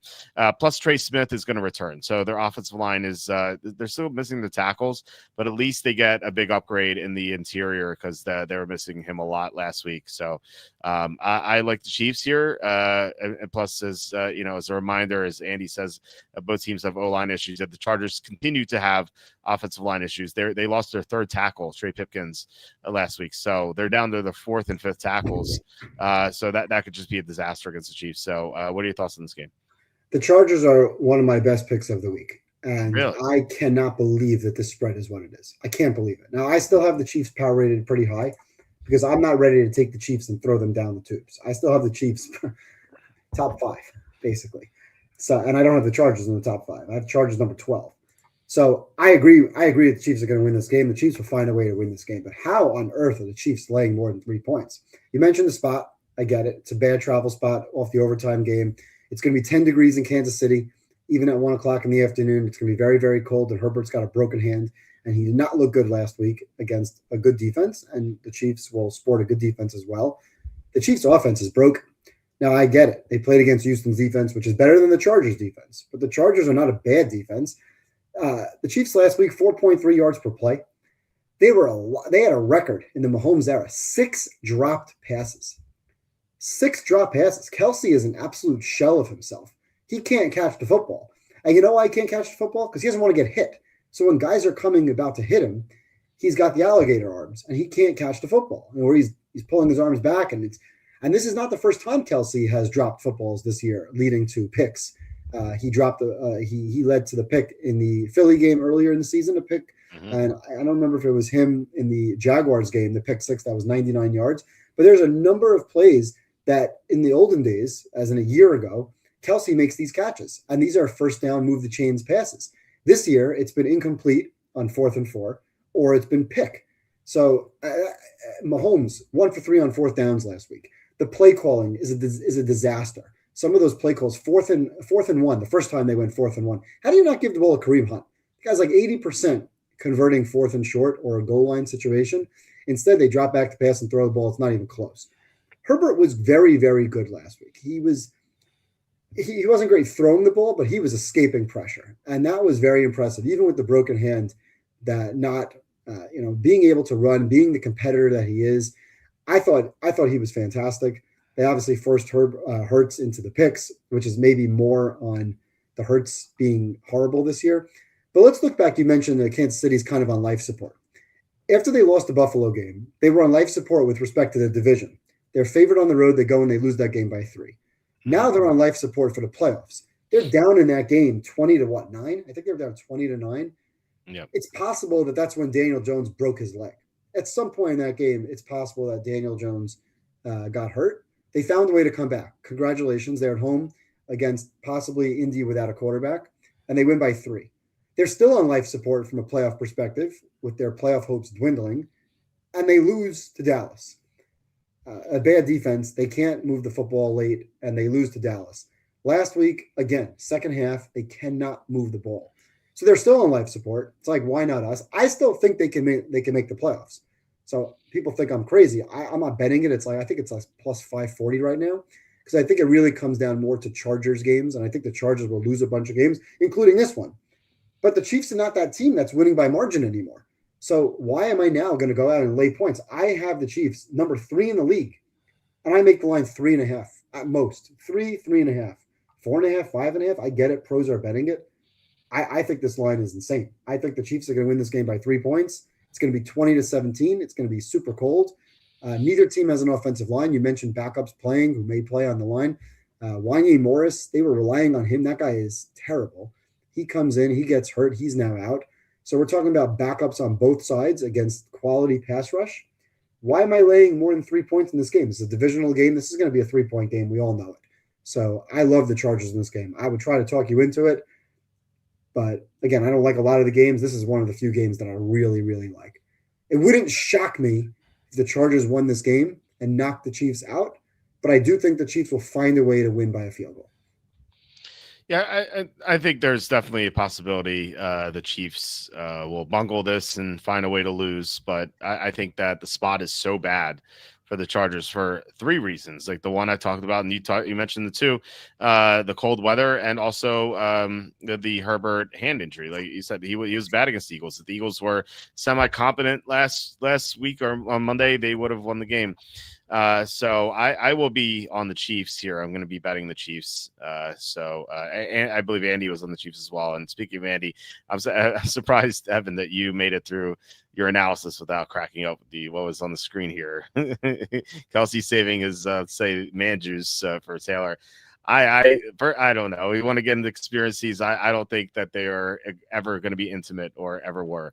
I think it's a fake relationship. I think it's just all for money. I don't care about Taylor Swift one bit. I just think Kelsey's done as a football player. That's all I can tell you. Yeah, he had some good moments earlier in the year, but he's been really bad in the past few weeks.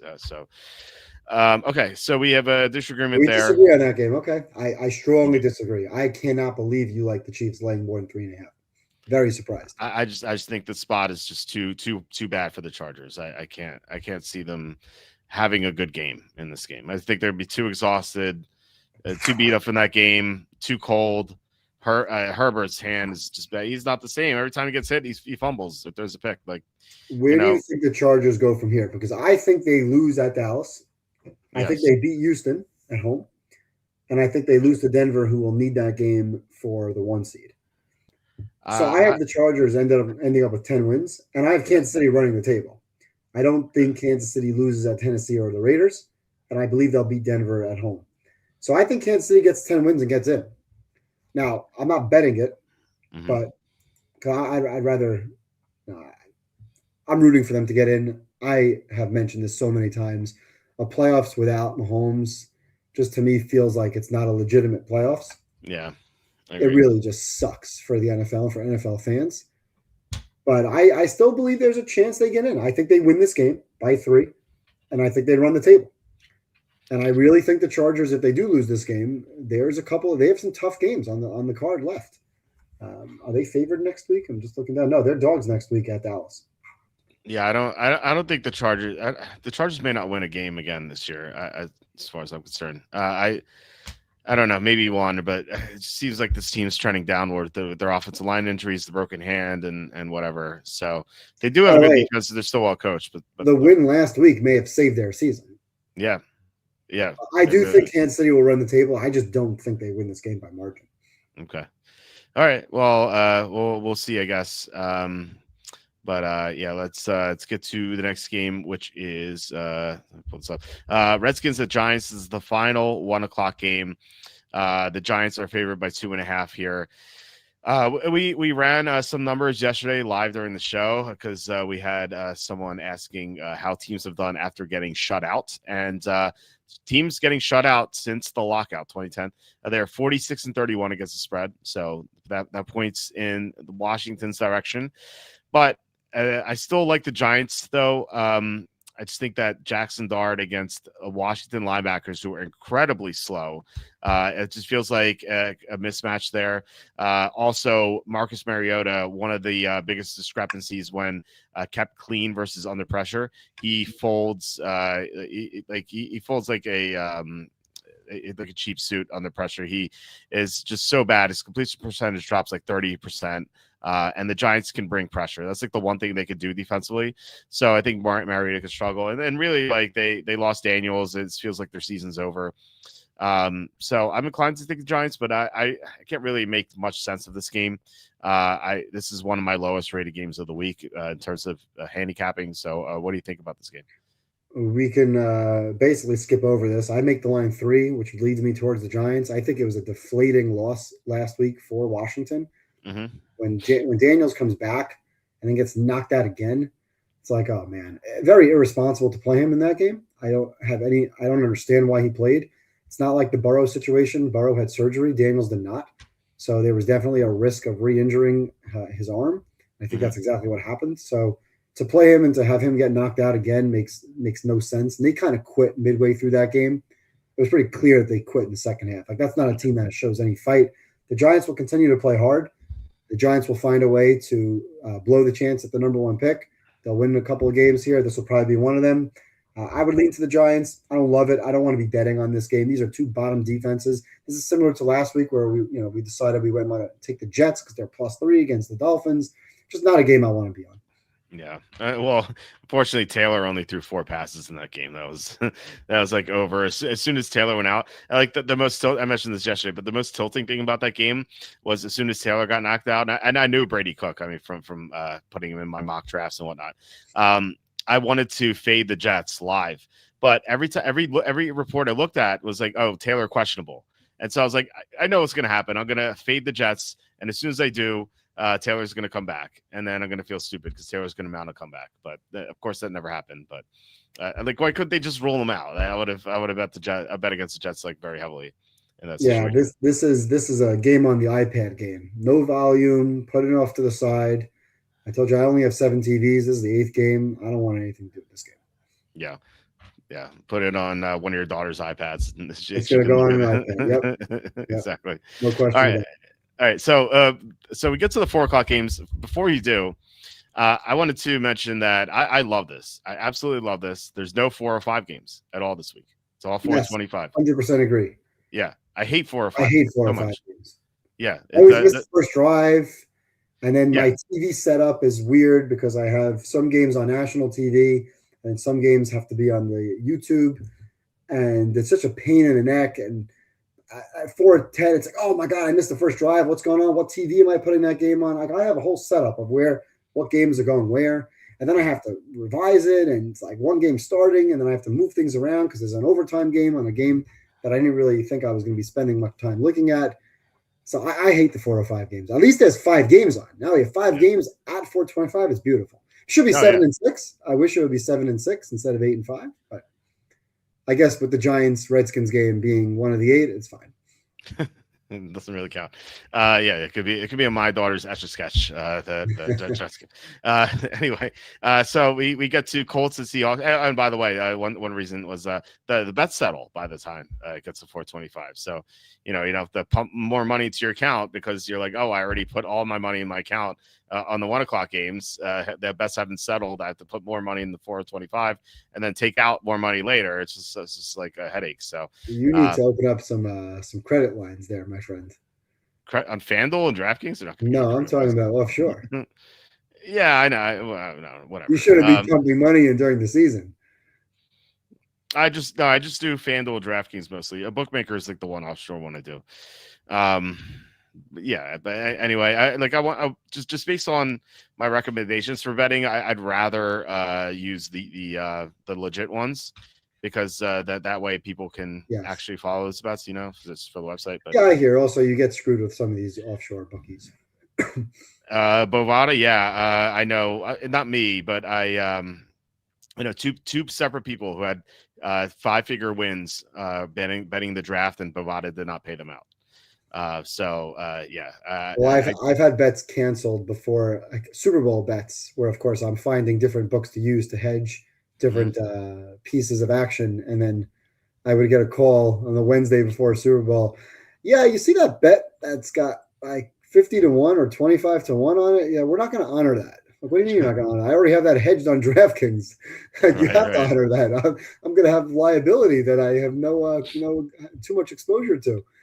Which has happened to me a number of times. So you got to be careful with the offshore sites, with people, sometimes with bookies that you can't trust.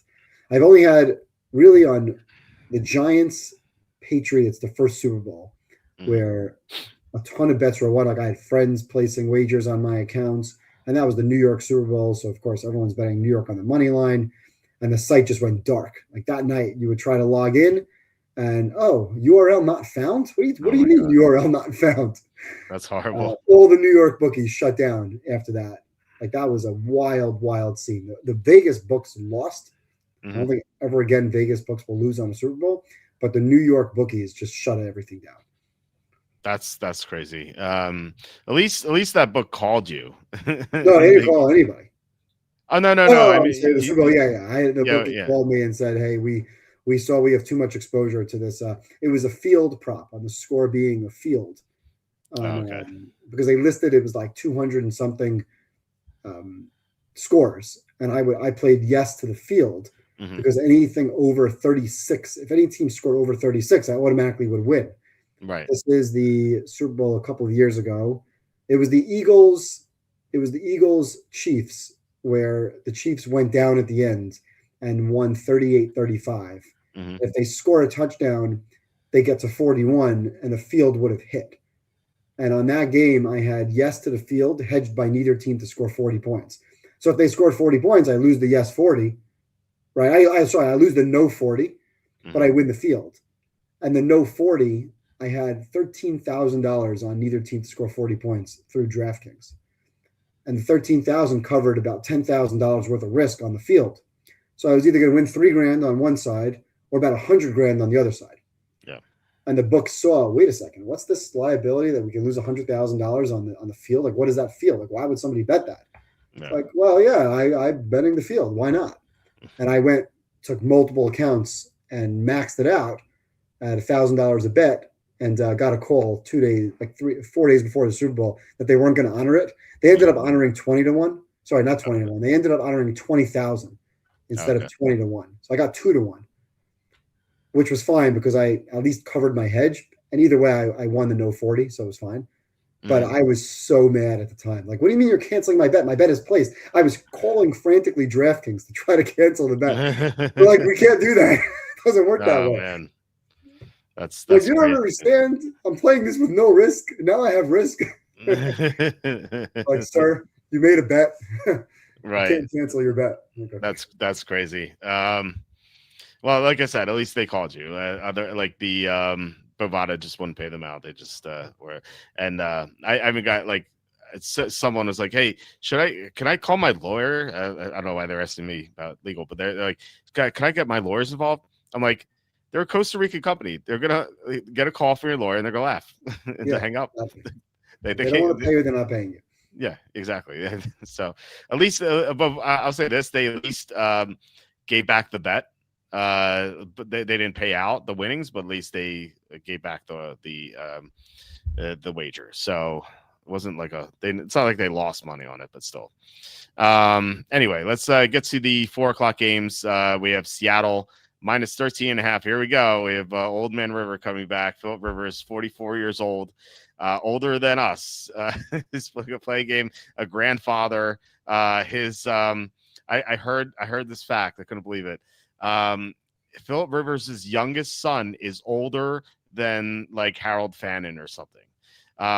That's crazy. So anyway, this to me is like Max Brosmer. Like obviously Philip Rivers going to be a Hall of Famer, I believe, but he hasn't played in 5 years and he's 44.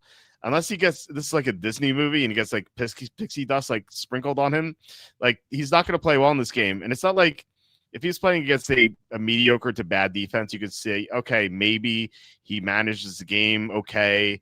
And like, and you know, gets enough first downs to win like 13-10 or something. I could buy that, but he's playing against the number one defense in the NFL. Like this team, Seattle's just going to devour Phillip Rivers. This is going to be horrible to watch. This is like, it's like one of those war movies, you know, like where everyone dies, or like Squid Game, you know, when everyone gets shot and then like red light, green light. This is gonna be like, I can't see the Colts being competitive in this game.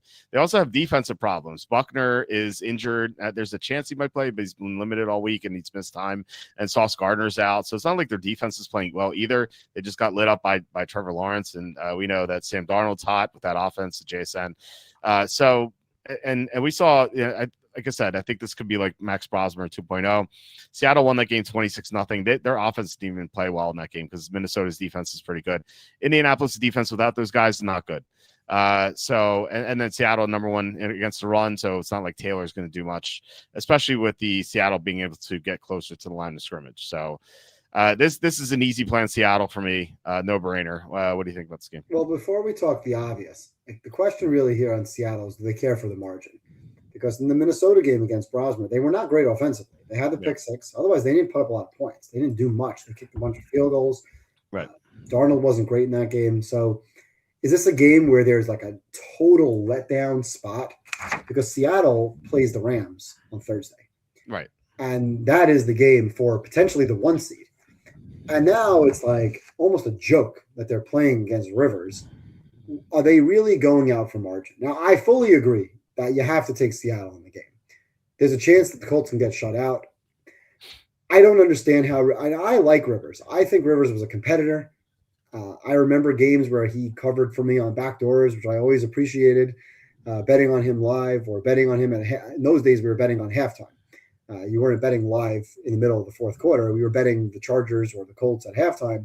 I'm thinking back to Chargers-Patriots a couple of years back where I had to play on the Chargers as an underdog, and I think Rivers had a torn ACL in the game, and he just gutted it out. His shoulders falling off, and sometimes he's just gutting out these victories. They asked him in his press conference yesterday, the day before, like, hey, what are you weighing? He's like, I don't know. Like, I just can't imagine that he was eating properly and maintaining football shape. And they said, and he laughed about it, and he said, I wasn't running away from the defense 5 years ago. And that's true, but he's even slower now. He's an absolute statue behind there. I think this is irresponsible. It's potentially dangerous for him to be back there. Can he throw the ball 30 yards downfield? Probably. That line is going to eat him up. And he's got a good offensive line. But the pressure, the noise in Seattle, it just doesn't make sense that he's literally coming off the couch. Now, somebody said, well, he's a Hall of Fame quarterback. I agree with that. He knows how to read defenses. Does he? Tony Romo, Brady, these guys calling the games, these guys are studying film week in, week out. Phillip Rivers is coaching a high school team. Now, he's running the Colts offense, but is he studying NFL defenses? I listened to a great podcast yesterday, like a really, I guess, for nerds who love looking at NFL defenses and talking about the kind of the evolution of defenses, coverages, split field coverages, quarters on one side, maybe cover two on the other side, instead of like old school cover one or cover three or just man. Less and less teams are playing man across the board. Is Rivers going to be able to diagnose all this? Is he going to be at the line of scrimmage and be able to pick up on this right away? I don't think so. He could be a smart, great quarterback, but he has not seen live the evolution of the game. And even though he's watching every single Chargers and Colts game, that's what he said yesterday on his press conference, is he watching film to study defenses? I can't imagine he is. I just can't imagine it. And he's not in shape. He actually looked a little large at his press conference and some of his throwing practices that I looked at. I was watching some of the videos today. And I just think it's irresponsible. But I am concerned that Seattle just doesn't care about margin here. Is this going to be Seattle that goes up 21-0 or 28-3 at halftime like they did against Arizona and then sit on the ball because they're playing the Rams in 4 days? Maybe. They better be up big at halftime. And that's what I would play in this game, like I did last week with the Rams. I didn't agree with you on the full game, but I agreed with you on the half. I do agree we should play 13 and a half because I think we have to. Yeah. But I would take the first half here. I would absolutely love the first half. I think Seattle comes out. Their defense was great last week. They held Atlanta to 1 for 13 on third down. I'd be surprised if Rivers is able to make plays on 3rd and 8, 3rd and 12. I think he's going to take a bunch of sacks or just get rid of the ball quickly. So would it shock me if he threw a touchdown pass to Pittman? No. Would it shock me if they scored 13 points, if Taylor broke a big run? Absolutely not. So do I love laying 13 and a half points with a team that plays a game for the 1 seed next week? I don't. But I just think this is an absolute joke that a 44-year-old grandpa who hasn't played football in 5 years is literally coming off the couch and 6 days later potentially playing one of the top defenses on the road in a hostile environment in Seattle. So we have to take the Seahawks here, but I'm fascinated by what's going to happen here. I can't wait to watch this game. Yeah, it's gonna be fun in a bad way for Rivers. It's not gonna end well. I hope he doesn't get hurt. That would be so hurt. bad if he just goes out there and gets concussed or tears an ACL because he's trying to move around or blows out an Achilles. That would just be a shame. Yeah, I suspect we're going to see some carnage in this game. I don't think it's going to end well. I agree with you. I am worried. And I think that given the special circumstances may have awakened the Seahawks a bit. Like if this was Riley Leonard, I don't think they'd really give a damn. But this is Philip Rivers, the Hall of Famer. Like there's a lot of hype here. I listened to some random podcasts. You mentioned you listen to smart podcasts. I listen to some dumb people just because I'm watching. I'm like walking the dog or driving to pick up my son from daycare. I'll like click the first thing. Like I just random really, and like. There's one I don't know what show it was on, but some guy was like, oh, the Colts, what are their expected points in this game? Like 20 and a half. And I'm like, what? like what? What's the number? Well, the line is 43. Yeah, it's like it was in the 14 and a half or something. 28, 13. Yeah, it's like 28, 14. It's like 14 or 14 so. And a half. Yeah, something like that. So I wouldn't necessarily rush to bet the under because he could throw a screen pass that gets taken 50 yards, right? It's too low of a number for me to bet. I feel like, remember when Alex Smith came back for a game with Washington? Yeah. I was just worried that he was going to break his leg again. And I always liked Alex Smith. He was a Niner for a while. Yeah. And when he came back into play, I was thinking, this is so irresponsible and stupid. Like the guy almost died. He had a major injury, and then he had multiple infections after surgery. And now he's back in the game. And I was like, don't take a hit. He's going to get hit. He's going to crumble. He's going to get killed on the field. I just think this is irresponsible and dangerous. So I'm fascinated to watch to see if this guy can throw the ball. I was joking with somebody, maybe Brady gets the itch and he decides he can play. But there are a bunch of players that I can see, like T.O. How old is T.O.? 50? I have no doubt that if you told me T.O. was lacing up tomorrow for the Niners, he'd be the number one receiver on the team. Yeah. And I believe that. I really believe that T.O. right now, who's probably in unbelievable condition, I believe T.O. would be the top receiver on the team. And I think he would absolutely – like that guy was unbelievable in the Super Bowl on a broken leg. Yeah, he was incredible. Yeah. I feel like Jerry Rice can probably come in and catch a pass. Would he be the best receiver on the team at age like 60-something? Probably not. T.O. would be a top 25 receiver in the league today. I really delusionally believe that. So I know you're laughing, but I bet you T.O. believes that he'd be a top 25 receiver as well. So that is true. He would believe it. This is we saw this commercial during the Super Bowl. Right? Those old guys. I think Emmett was there, Jerry Rice. I think Marino. There might have been one more. Emmett Smith. Yeah. They were talking about. I think Randy Moss is the other one. They talked about coming back to playing football, and then they saw what happened. Like this is like was Philip Rivers watching the commercial, and he was like the other the guy's like, wait, this is actually a good idea. Let me try this. T.O. is 52. Yeah, I bet he could still play. I don't know. I my doubts, but look, I do believe that he thinks he can play. There's no doubt. There's no doubt about that. Yeah, that's for sure. It's a good point by Paris here. Deshaun Watson was a 3x Pro Bowler, didn't play for 2 years, and now is terrible. I can't even imagine against a top 5 defense. He might die. Yeah, It's this is not gonna end well. Tia would think he's top 5. Yeah, he and Ocho Cinco would be like, we're the best right now.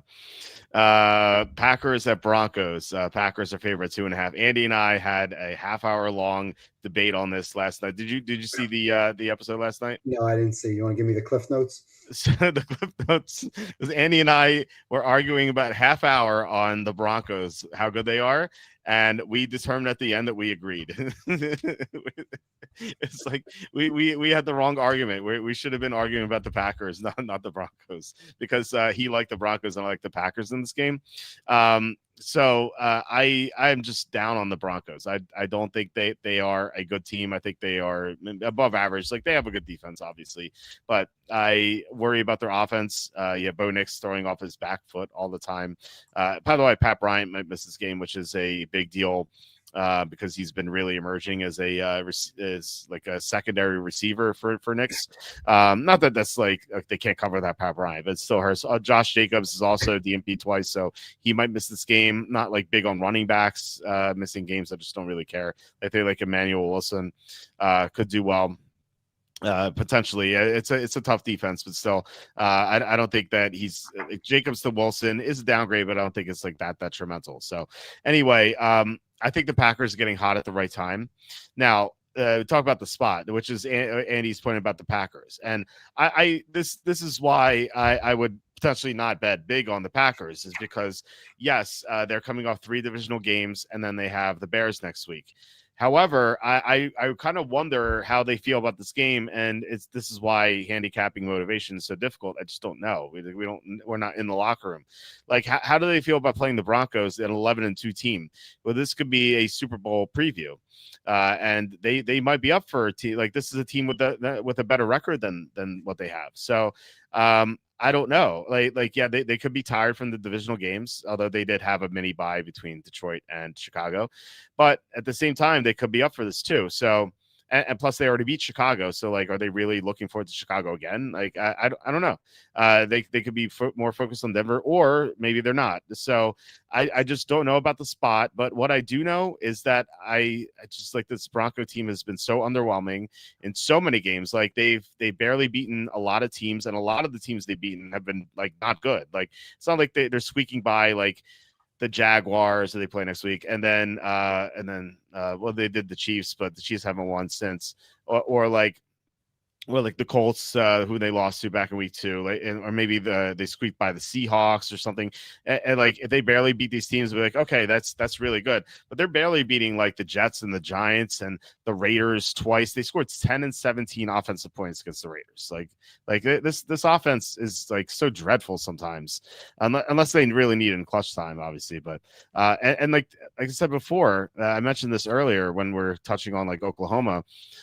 Denver's big win this year was against Kansas City, which is like impressive at the time, but Kansas City hasn't won since, except for the Colts comeback. So I just I don't like Denver here. I think the Packers are getting hot at the right time.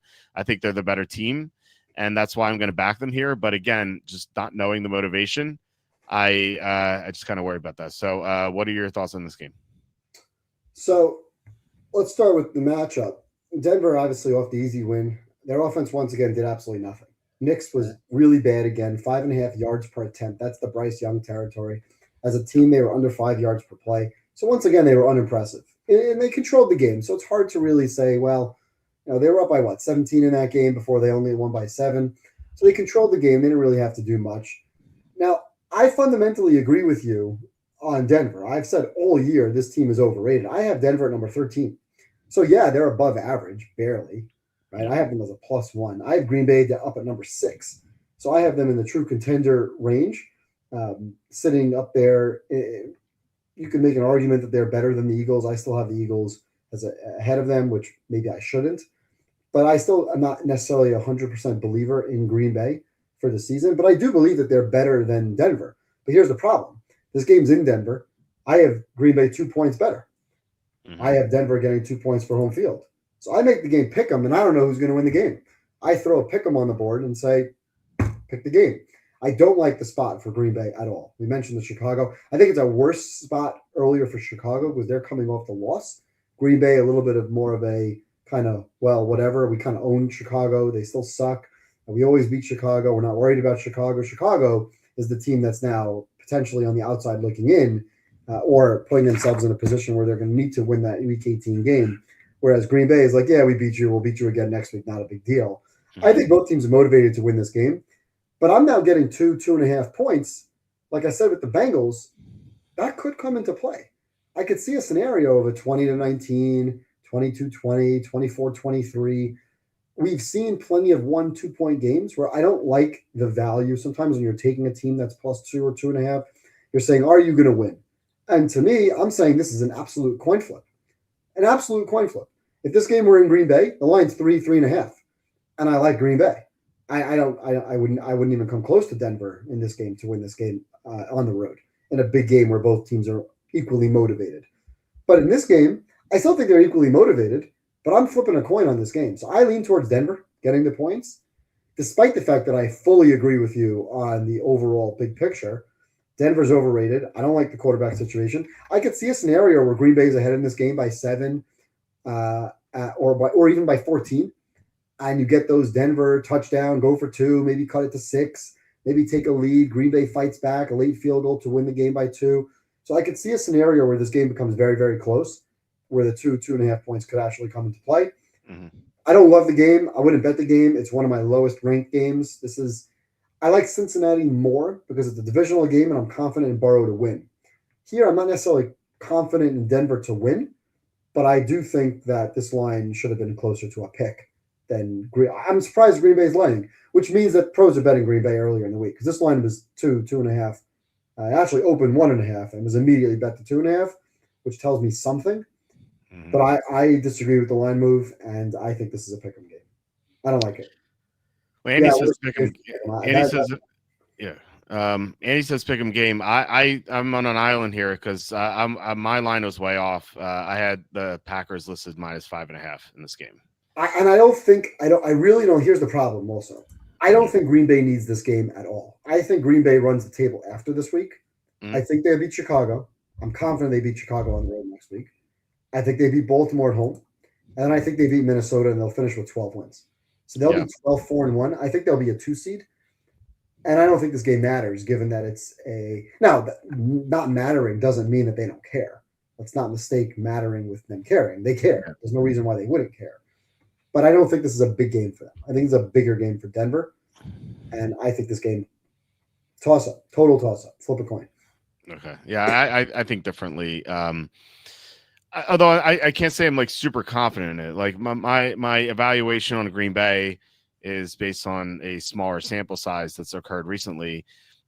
So I just feel like there's a chance that Green Bay is finally living up to expectations where they were very impressive at Detroit. They won by margin against Minnesota, and Minnesota team that's played better since then. And then against Chicago, they were up like 14-3. They were up for most of the game. I think that this is a potentially great team that is catching fire at the right moment. And so that's why I think that there's a good chance that they are a lot better than Denver, we know that they're slightly above average. Now maybe this is it's a fluky 3-game set that they just had, that they could certainly regress. I wouldn't put them past that, but if Green Bay is this elite team that we thought would be elite at the beginning of the season when they trashed Detroit, then I think that this line is short. And maybe that's what the pros are looking at. I don't know. Like I said, I made this line 5.5 on the potential that Green Bay could be great. I don't think Green Bay is great. I don't think they're elite. I think they're good. I don't think they're elite at all. I really don't. Okay. I think there's way too much this year, close games that they've won or lost. The Cleveland game, I get it. These are a long time ago. The Detroit game you referenced in week 1, a long time ago. The Washington game that they dominated too long ago. The Cleveland game they blew too long ago. This is a different football team today than it was in week 3. This team is a good football team. But last week, a good football team at home, up 21-14, gave up the lead. They allowed Caleb Williams to drive the field and score. And then they took care of business. They drove right back and they scored a touchdown, did what they had to do. And then Caleb Williams threw it up all the way in the end zone late. I thought Green Bay could have ended up settling for a field goal to go up 24-21 instead of 28-21. By the way, I was on Chicago last week. I don't know if we were on them together. Were we on them together? Yeah, we were both on. We were on the Bears because I thought that line, and even at the end of that game, I thought Green Bay was going to win that game by a field goal. But they allowed the Bears to drive the field and get into the red zone, and then Caleb gave it away. So I don't see this team as an elite team. Are they a contender? Of course they're a contender. Everybody's a contender because the league stinks. Outside of the Rams and maybe the Bills, who are going to be on the road in the playoffs, I don't think there's really an elite football team to look at. So you talk about Seattle. Seattle's not elite. They're statistically very good, but it's still Sam Darnold when he gets into big games in the playoffs. How elite is he going to be? I still think that when you come to a playoff game, if Seattle has to go to Green Bay, I like Green Bay. If Green Bay has to go to Seattle, maybe I flip that. I just think this is a pick-em game. And like I said, we fundamentally agree on Denver. Denver is way overrated. They're one of 5 or 6 teams that are grossly overrated for the season, but they're finding ways to keep these games close. The Houston game, the Washington game last week. Well, I guess Washington found a way to keep that game close. The Eagles game that they came back on. I can absolutely see a scenario, the Giants game that they were left for dead and they came back on. I could see a scenario where this game is 20-10 late, and somehow, some way, Bo Nix finds a way to escape pressure, throw the ball behind his receiver, and his receiver makes a great play on the ball. And that's what's happened. Yeah. Although the teams you mentioned, like Green Bay, I would say is definitely better than all of them. Even like Houston right now, which is playing well, that was just Davis Mills, who had no practice time in that game, and Denver barely won. The coaching in that game was awful. If you remember that game, Houston had the ball like their own 10-yard line, and they could have been a little bit more conservative. Instead, they had to punt and lost the game late. Denver's gotten lucky multiple times. We fully agree on that. That's why I had them down at number 13, and Green Bay significantly better at number 6. I just think this game should be pick'em. Yeah, someone commented on yesterday. They said that I think it was Slew. He compared this Denver team to the Vikings from 2022, who were 14-3 or 13-4, and they were the 3 seed and they lost to the Giants in the first round of the playoffs. That was the Daniel Jones season. Yes. So Daniel Jones went into Minnesota and beat them. So yeah, that Minnesota team was the same way. They just scrape by bad teams all year. Like 3-point win over the 23rd best team, 2-point win against the 25th best team. That's Denver's done all year. Yeah, the Vikings are a better offense. Yeah, but Denver's defense is better than Minnesota's was that year. So and I think that was the issue with Minnesota's that years. Like they couldn't stop anyone. Remember in that playoff game, they couldn't stop a Giants receiving core of Darius Slayton, Isaiah Hodgins, and who was the other one? Robinson, I think. No, I think Wandale was even out. I don't think he even played in that game. It was Richie James was the slot receiver. Yes, correct. Yeah, so that was the issue. So it's like opposite here. Denver's defense is great, but their offense is so dreadful sometimes. No, I think this is a low-scoring game. I think someone's going to win this game 20-19. Okay. All right, we'll see. I like the Packers a little bit, but not like a lot. So I'm not putting Denver on the card. I mean, don't get me wrong. I'm not betting Denver. Okay. All right. So anyway, next game is Panthers at Saints. This line is Panthers -2.5, same as the other one. And are we going to see the Panthers take a commanding lead in the NFC South, despite being potentially one of the worst playoff teams we'll ever see in our lives? Maybe the worst. We'll see. I don't know. I think it's kind of interesting. The Saints are interesting. I think they developed a horrible record to start the year, and I noted this a lot. I said that like their schedule to start the season was so tough. They played a lot of tough teams. They didn't play any soft teams, and I was like, all their easy games are later in the season. So I thought that down the stretch they could potentially like do really well. Like at the start of the season, they had Arizona with Kyler Murray, but then they had the Niners when the Niners had Nick Bosa. They had the Seahawks, they had the Bills, then they got a reprieve against the Giants, but then they had the Patriots, the Bears, the Bucks, the Rams, and then their schedule would get easier. And ever since the Rams game, they beat the Panthers 17-7 7. They did lose to Atlanta, which is an ugly game, but then they came back and nearly beat the Dolphins in a comeback, and they beat the Buccaneers last week. So they are getting better with Tyler Shuck. Shuck actually played a decent game last week. Their defense somehow is 10th in EPA in the past 2 months.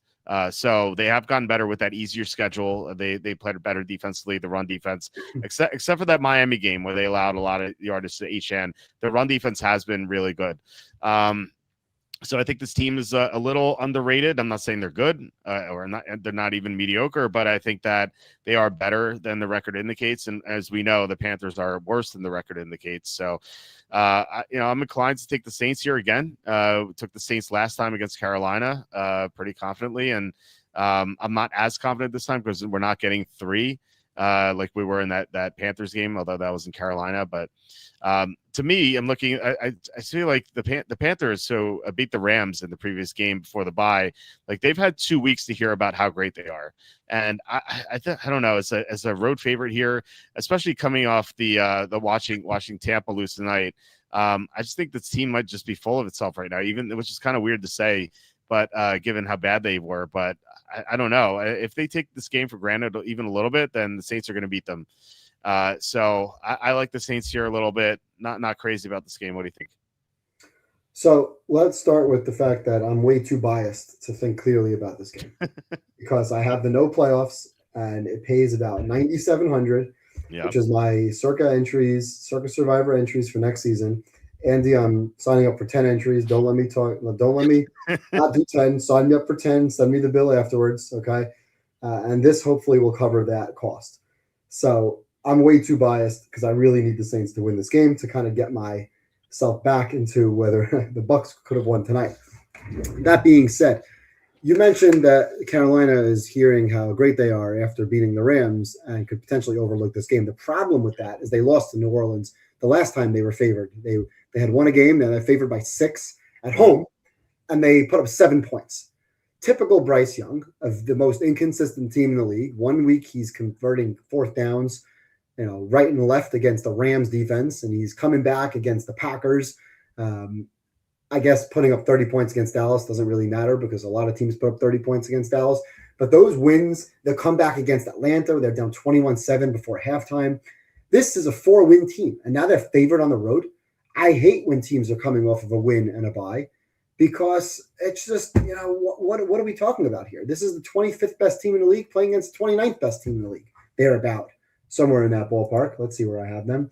23 and 29. Okay. Although I can make an argument that the Saints are maybe better than the Redskins right now, given the quarterback situation, and Shuck's been playing better.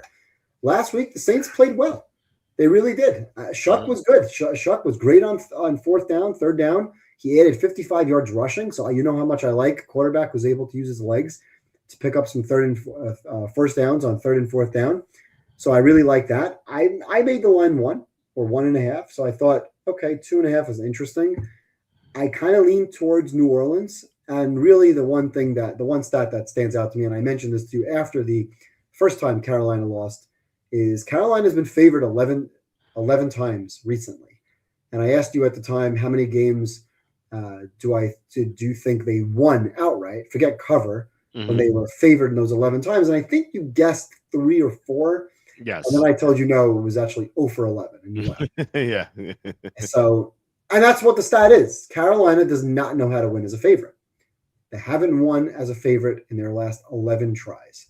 So if someone want to go back and tell me when they last won as a favorite, I'm not aware of that answer. I just know that it's been 11 in a row as a favorite, outright losers. So now the Saints are at home. They're feisty. I'm getting 2.5 points. Unbiased, I couldn't lay 2.5 points with either one of these teams. I have to take the points with whoever is getting the points. Saints are home. They're going to fight. They're going to play hard. To me, Carolina, as I told you before we went live before, that the loss to the Bucs just suffered tonight may have kind of energized Carolina to a point where, unless Carolina now is overthinking it and thinking, wow, we just won the division. We play next week. We're going to play Tampa next week. And if we win that game, we're in. We win the division. So if Carolina wins this week and they win next week, they clinch. They clinch the division, regardless of what happens the last 2 weeks of the season. Because they'll have the divisional tiebreaker with not head to head. They could be tied head to head, but they would have a better record in division. So they would clinch the division with a win this week and a win next week, which to me is just utterly outrageous. So I'm rooting for the Saints hard. I think the Saints are the right side because one team is 0-11 as a favorite straight up. But this is my last ranked game on the board. Okay. I have the answer to your question. Okay. The last time the Panthers won as a favorite was in 2021 in week 3. They were favored by 8 at Houston, and they won 24-9. Davis Mills quarterback? I believe so. Yeah, I think so. Houston was the worst team in the league that year? Yeah, that was the Deshaun Watson absence year. So let's pull that game up and 24-9. Here we go. Yeah, Davis Mills, 19 of 28, 168 and 1 touchdown. Mark Ingram was the running back for the Texans. I forgot Ingram was on the Texans. Is this 2021? Yeah, 2021. Yeah. September 23rd, 2021. Brandon Cooks, leading receiver for the Texans. We had DJ Moore, big game. Chuba Hubbard. Let's look at those other stats. Darnold had a good game here. I think that was the year the Panthers started out hot with Darnold, and then they cooled off. As far as the Texans, see what they did. Melvin Ingram the second was the leading rusher with 21. Melvin Ingram. Brandon Cooks, 9 for 112. Jordan Akins. And then Anthony Miller was the other guy. Rex Burkhead was also on the team. Hey, Christian McCaffrey was still on the team, so that's not fair. That's true. That certainly played a factor. Yeah. So they haven't won as a favorite since Christian McCaffrey was on their team. Yes. Okay. That's incredible. That's all we need to know. So. That's all we need to know. But it's not enough for anyone to put their hard-earned money on the New Orleans Saints, because you know what? When you bet against the Panthers, weird things will happen. Yeah, it's true. Yeah, I agree. I'm not playing this game either. I'd rather have Phillip Rivers or Bryce Young. Who is that your question? Am I missing anything? That's my throwing out to you, because I don't know the answer to that question. No, I think Bryce. I would rather have Bryce Young, because at least he's not a statue in the pocket. Right. He can't see over the line of scrimmage. At least Rivers could see over the line of scrimmage. What is Rivers? 6'4", 6'5"? Well, at least we think so. With his advanced age, he may have shrunk. Yeah. His advanced age, he might not see very well anymore. So 6'4", 260 right now. Yeah. So no, I'd rather have Bryce Young. It's just kind of sad, a sad state of affairs for the Colts. Well, there are certain. It's like, what about him, or like Tua or Max Brosmer? I mean, clearly the Colts would rather have Phillip Rivers over Rippon, yeah, or a hobbled Riley Leonard. Yeah, I didn't think Leonard played that poorly last week. I thought he got hurt. Right. Yeah, I know. I'm just saying that, like, I don't think he was that bad last week. He's not great, but I thought he was okay for the situation he was in with no practice time. I thought he did pretty well. So okay, well, 4 games left, and we just crossed 2 hours. Yes, so two more 4 o'clock games to go, and the 2 night games. Lions at the Rams. The Rams are -6 here. Every time the Lions have played a tough game this year, they've not done well, with the exception of one, and that there's an asterisk to that. So they've gone up against some tough teams this year, and they failed every time. Like, they got swept against the Packers. They lost to the Chiefs 30-17. They lost to the Eagles 16-9. The one tough game they played, or at least we thought at the time, was against Baltimore. They won on Monday Night Football, but that was when the Ravens were losing players left and right, and they were getting injured, and they were playing poorly. That was part of their 5 or 4 game losing streak that they had. So I don't really read too much into that win. So that just shows me that whenever the Lions go up against top competition, they're going to lose this year, because this is not the same team from last year. They don't have the coordinators. They're missing both those guys. The offensive line is not as good. The defense, once again, is getting injured. And Jared Goff in this matchup seems like really tough, because the Rams bring a lot of pressure, and Jared Goff, one of the worst starting quarterbacks when faced with pressure, as opposed to not. So I like the Rams here. I think they are just, except for that hiccup against the Panthers, they are the best team in the NFL. And I believe they'll take care of business on both sides of the ball. I think they just have a major advantage here with their pass rush against Goff, and then with their explosive offense against Detroit's defense, injury-ravaged defense. Maybe there's a backdoor or something here, but I think that given that the Lions have not really been competitive, and they've lost by 7 or more in every one of those games against Group A, Group B, except for the Ravens. Given that they haven't been competitive, I think the Rams take this, and not a surprise that this line's moved up a lot. I figured it's really not a shock that the sharps are on the Rams, so I like the Rams as well. What are your thoughts on this game? Everything you said makes a lot of sense, except you didn't talk about the Seattle game Thursday night, and that's really where I think this line is maybe a half a point too high. I really want to start betting on the Rams. I have not bet on the Rams enough at all this season. I haven't really bought in to. I've seen too many instances. I guess maybe I'm biased on that Thursday night Niner game where the Niners backups beat them, but I continue to see short yardage situation being poor. I saw them go into Carolina. Obviously, it was a flat spot. They didn't play well. It was some fluky picks in that game. The fumble late. They probably tie that game and win that game in overtime.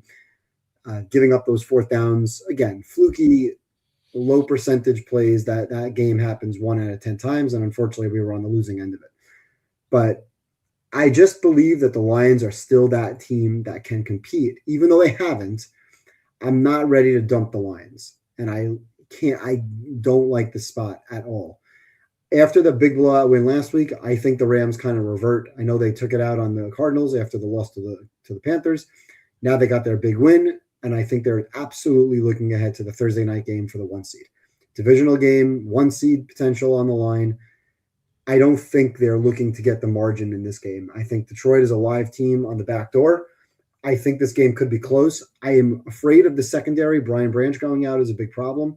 They're missing guys in the secondary. It's not going to be cold weather, obviously, with the stadium in LA, but the Rams defense has been great. I just believe that this line is a little high. So I'm leaning towards Detroit in the game. I don't have good reasons. I hate saying that my best reason is the spot being so bad for the Rams. But I believe that Detroit is still a potential playoff team. And if they get into the playoffs, they could be a team that can contend. I'm not ready to tell you that the Lions, but I agree with everything you said. When they've stepped up in class, they've been bad. Yeah. The Baltimore game has not been a Class A team. That's a B class team that they beat. When they played the Chiefs, they got beat bad.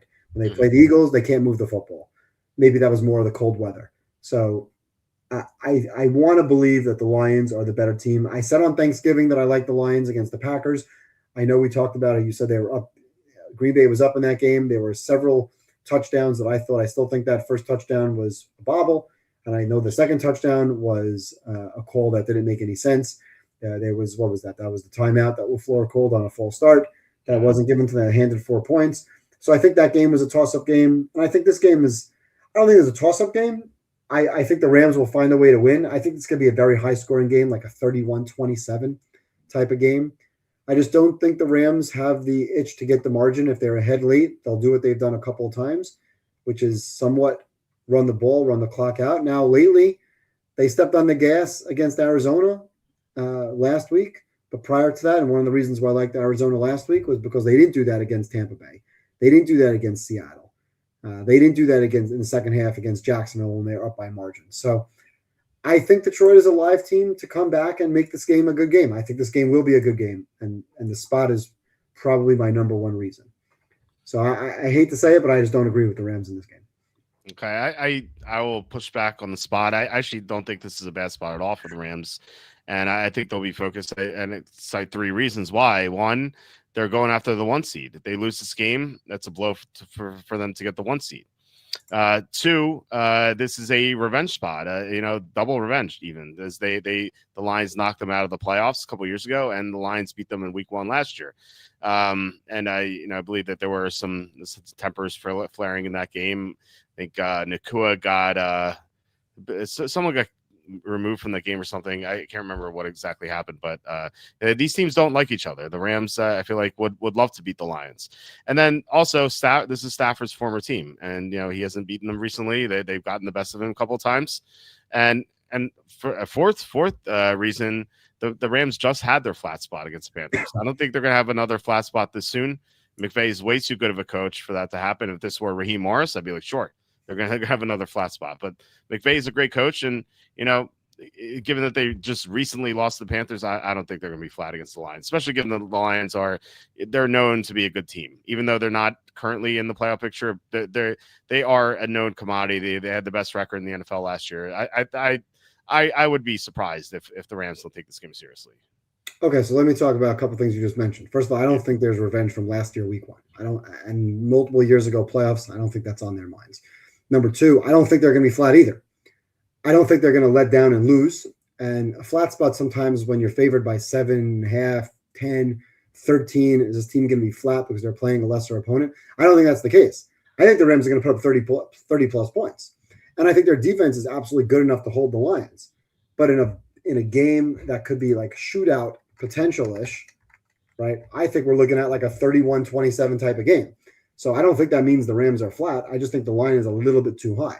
If you told me the line was 2.5, this is my number 1 pick of the season. I don't think the Lions are going to go into the Rams and beat them right here. I also, as far as the number 1 seed, yes, 100%, I agree that they want to win for the number 1 seed. However, they know that the number 1 seed's on the up for grabs next week, not this week. You win this week and lose next week, you're not the 1 seed. If you lose this week and win next week, you probably are.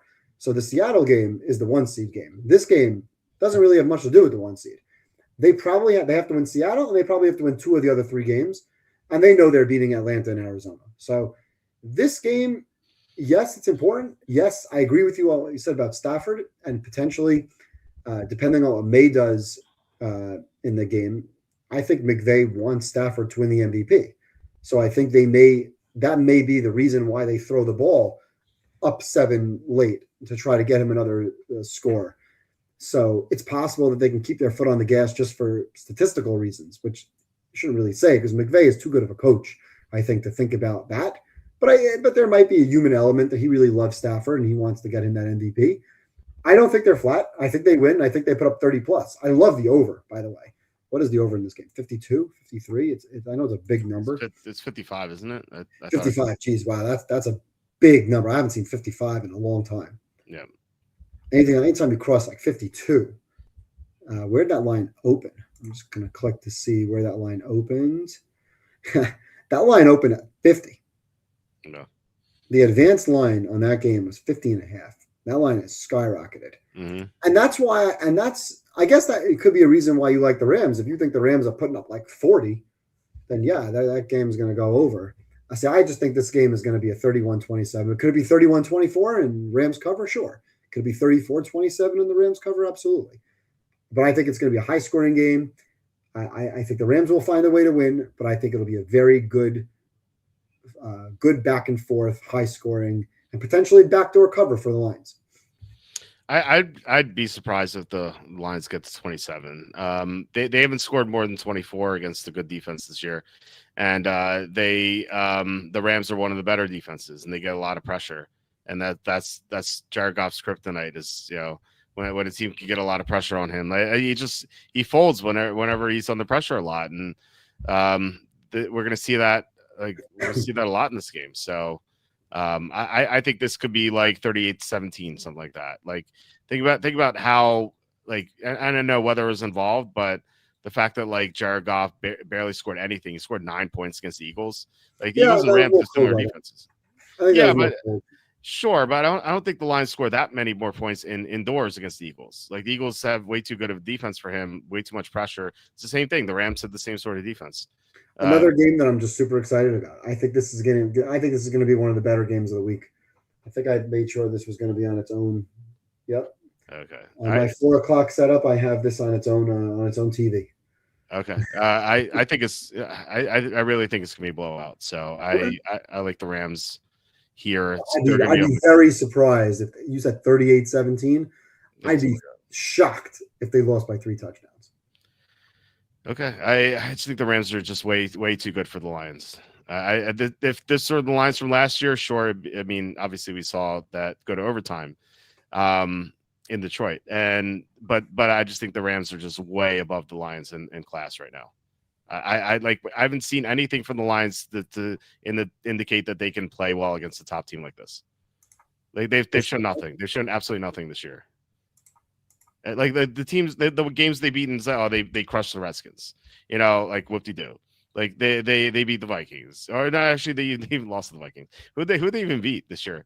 I They beat, agree. They won in Baltimore on the road. We thought that was. I bet them in that game plus 4.5. I remember that game well. yeah. Baltimore was the beginning of their I'm decline. not. Like I'm they not. they beat the Giants by 7. They beat the Bengals. They beat the Browns, Bears in week 2. The Cowboys when the Cowboys were last week when Lamb got knocked out, but even still, Cowboys are an average team. Like every time they go against a good team this year, they just get smoked, like Yeah. at least by Listen, 7. I think Seattle's going to win next week, and I think therefore Seattle's going to be the 1 seed. So, and I think the Rams are better than Seattle. Don't get me wrong. I have the Rams number 1 in the league, but Yeah. I've heard people that I respect tell me that the Rams are like far and away, so much better than everybody else. Well, they're better than almost everybody else by a wide margin because the league is so bad. Yeah. I only have the only team that I have within a field goal of the Rams right now is Buffalo. And if you gave me Buffalo Rams Super Bowl, I'm pounding the Bills. Pounding the Bills. If you gave me Rams versus the field, I wouldn't blink before I took the field Mm-hmm. for a large wager. Yeah. Does that mean the Rams can win the Super Bowl? I think 10 teams can win the Super Bowl right now. And Yeah. I believe the Rams are currently the best team in the league. But I do think they're going to lose next week, and they're not going to be a 1 seed. And they're going to be the 5 or maybe the 6. Oh wow, you think they're going to lose in Seattle? Yes, I do. I think they're going to lose in Seattle. Oh wow, we disagree on that one for sure.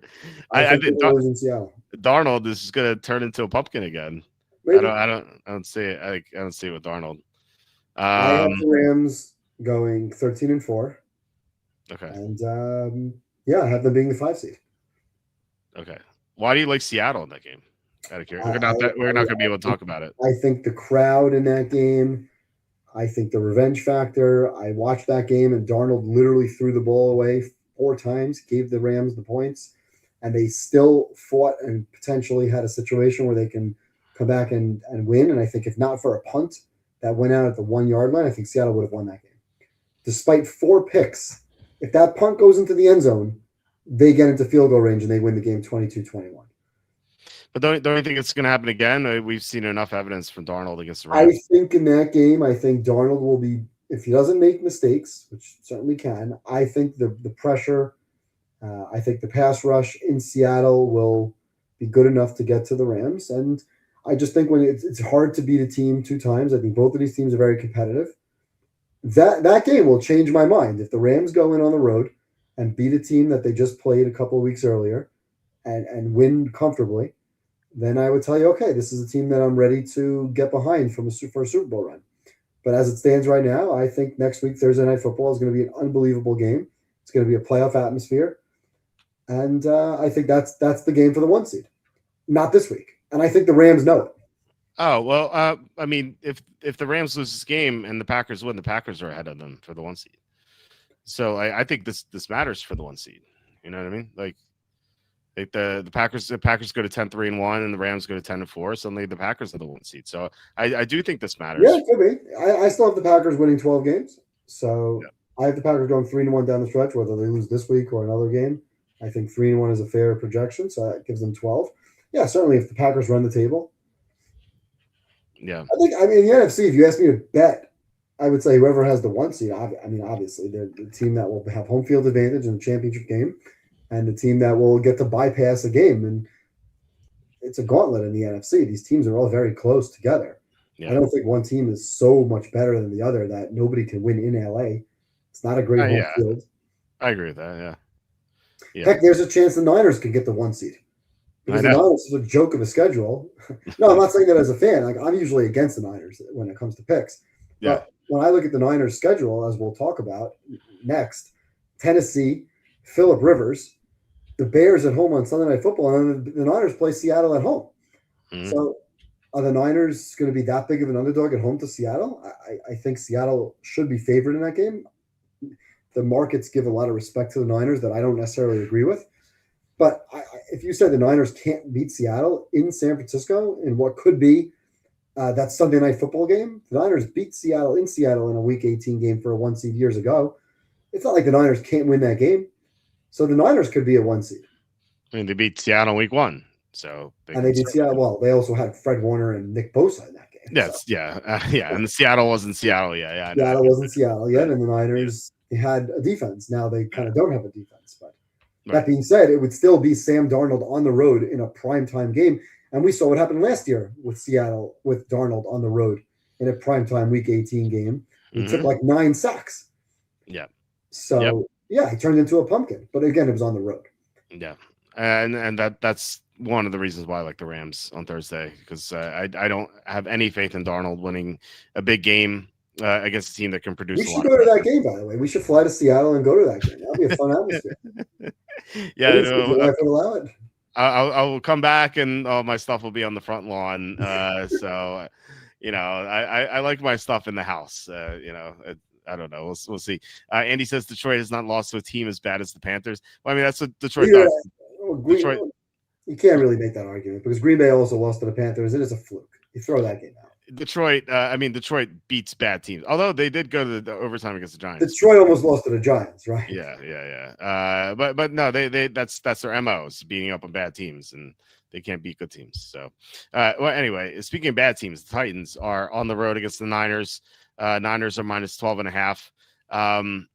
I don't really have much to say about this game outside of you have a couple of things. One, you have one of the worst teams in the NFL, maybe not the worst now. Like the Titans are playing a little bit better with Jeffrey Simmons back, and last week they scored on the Browns. But I again, like that may have been all the Browns injuries, so a little bit better here. But they're still one of the worst teams in the NFL, and they're coming off a win, so this automatically makes me look toward the Niners. And then when you have a defense that's awful, you have Kyle Shanahan, who knows how to scheme against just the liabilities, and he's going to find the right matchups here. The Niners should be able to score at will in this game. The only question I have is, will the Titans get a punt return touchdown and cover the spread? Because that's how they've done it in two of the recent games where they covered. So yeah, that could happen again. Maybe they get a punt return and score and then keep this game close. But if they don't do that, then I think the Niners win this game rather easily. But I'm curious to hear what you have to say as a Niner fan. I hate the game, and I can make an argument against both sides. Again, Tennessee is coming off a win. So right there, you don't want to be backing Tennessee off a win, right? Mm-hmm. The Niners, the last 5 wins that they've had have been by 10 or more points. But the last game they had against the Browns, they shouldn't have won by 10 points. They probably should have won by 3 or 4. They were gifted a whole bunch of short fields by silly decisions by the Browns or special teams. So I'm not going to handicap those kinds of decisions or special teams because those are fluky plays that I guess can go 50-50 in either direction. Mm-hmm. I don't trust the Niners laying 12.5. I made the line 10, so I was a little surprised that the line is 13. I have no idea who to pick in this game. Tennessee has fought like they did against Seattle. They ended up losing that game by 6. They were down by, what were they down? 24, 21, something like that. 20. Yeah. They were down 20, 30-10, and they lost 30-24. That could happen here. The Niners could be up 30-10, and they can win 30-24 as well. I think McCaffrey will have a monster game. That's why somebody asked earlier, who would I like, Lawrence versus Purdy? I think this is the McCaffrey game, and it would be a stupid McCaffrey game. Me as a Niner fan will be thinking, why is McCaffrey in the game right now? Why is he getting 30 touches? He doesn't need to have 3 touchdowns in this game. He doesn't need to go for 2,000 yards. He's trying to get 1,000 receiving and 1,000 rushing. It's not necessary. Save him. He's an older running back who has coming off injuries from last season. There's no reason to give him 28 touches in this game. So I don't love the Niners getting the margin because I generally don't like the Niners laying points. And I thought the line should have been closer to 10, 10.5. I could see the Niners doing what they did to Carolina. They beat them 20-9. Defense played well. They shut him down. I could see them doing what they did to Atlanta on a Sunday Night Football. Shut him down. It was 20-10. Obviously, they dominated the Cardinals game. They did what they had to do against the Browns, granted against short field. So I don't like this game. I don't know who to pick in this game. I keep changing my mind. My bias says I don't want to lay the points, but I have a hard time picking Tennessee off of a win. Yeah. So, like I said, I keep changing my mind on the game. I don't want to take Tennessee. I'd probably take the points at 13. 13 feels like a lot of points. And backdoor is definitely wide open, but I would have no confidence in that whatsoever. Yeah, the Seattle game, one of those punt return games. So, like I said, if there's a punt return or something weird, then the Titans could cover. But I feel like that's how they have to do it, This is a game where, again, you want to take the Niners early because the Niners are going to score a touchdown on the first drive. They usually do. They'll come out with a very, very well-scripted drive. They'll probably be up 14-3 at some point. Maybe it's 21-3, and away we go. But if for whatever reason, like you said, short field, I don't think Niners are scoring in the second half if they're ahead by 14 to 21 points. They're gonna run the air out of that football. Yeah, and they may kick some long field goals because Shanahan loves a good field goal, and they'll punt. They'll punt if it's 4th and 3. They're gonna punt. Yeah. So I don't trust them laying the points. I wouldn't bet it. This wouldn't come close to making my card. Okay. All right. Let's go to the Sunday night game. We have Vikings at Cowboys. So this line's all over the place. There's 5.5s, there's 6s and 6.5s. So you get whatever you want here, basically. It's kind of confused about why this spread is so high. You have potentially a Dallas team that may not have CeeDee Lamb, although he was full today in practice. So that is obviously, good sign for that. But this Dallas team does not play good defense. And as I mentioned last week, I loved Minnesota before the Daniels news because McCarthy for the first time was going to play against a bad defense. He had played every defense he had faced since coming back was 14th or better. And now he's suddenly going to face Washington at 32.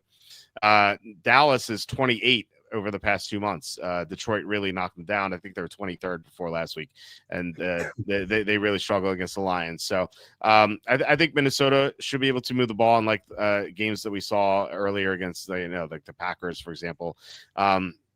So they'll be better in that regard. But then again, like I think Dak Prescott matches up really well against Minnesota's scheme. Minnesota blitzes the most in the NFL, and Dak Prescott is the second best quarterback against the blitz this year.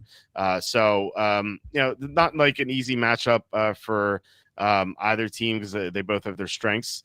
But I think this line's a little too high. And I like Dallas, I feel like is overrated from that Thanksgiving game. That game kind of sticks out in everyone's mind because, that's the game everyone was watching and they beat the defending AFC champs. But Mahomes lost the 3 linemen in that game. And that's kind of why they stopped scoring. Like the Chiefs were ahead until they lost their linemen. So that's a major reason why Dallas won that game. So I just think that this is a misprice. And so I would be on Minnesota, but not like super confidently, though. What do you think about this game? Yeah, I like Minnesota in the game. I think this line is also way too high. I made this line 3.5, maybe 4. McCarthy wasn't bad last week. He was certainly a lot better than Brosmer. So he's just been too inconsistent. So when you're betting on the Vikings, when you're betting on McCarthy, if he comes out and throws 3 picks and 1 pick 6, or he's firing the ball high and he's not even close on 3rd and 8, and Jefferson's wide open on the sideline and he's just, the ball goes 10 feet over his head, that's a problem. You're not moving the chains. But Dallas' defense is not that great. I mean, I know they've been better since the trades. They've been okay.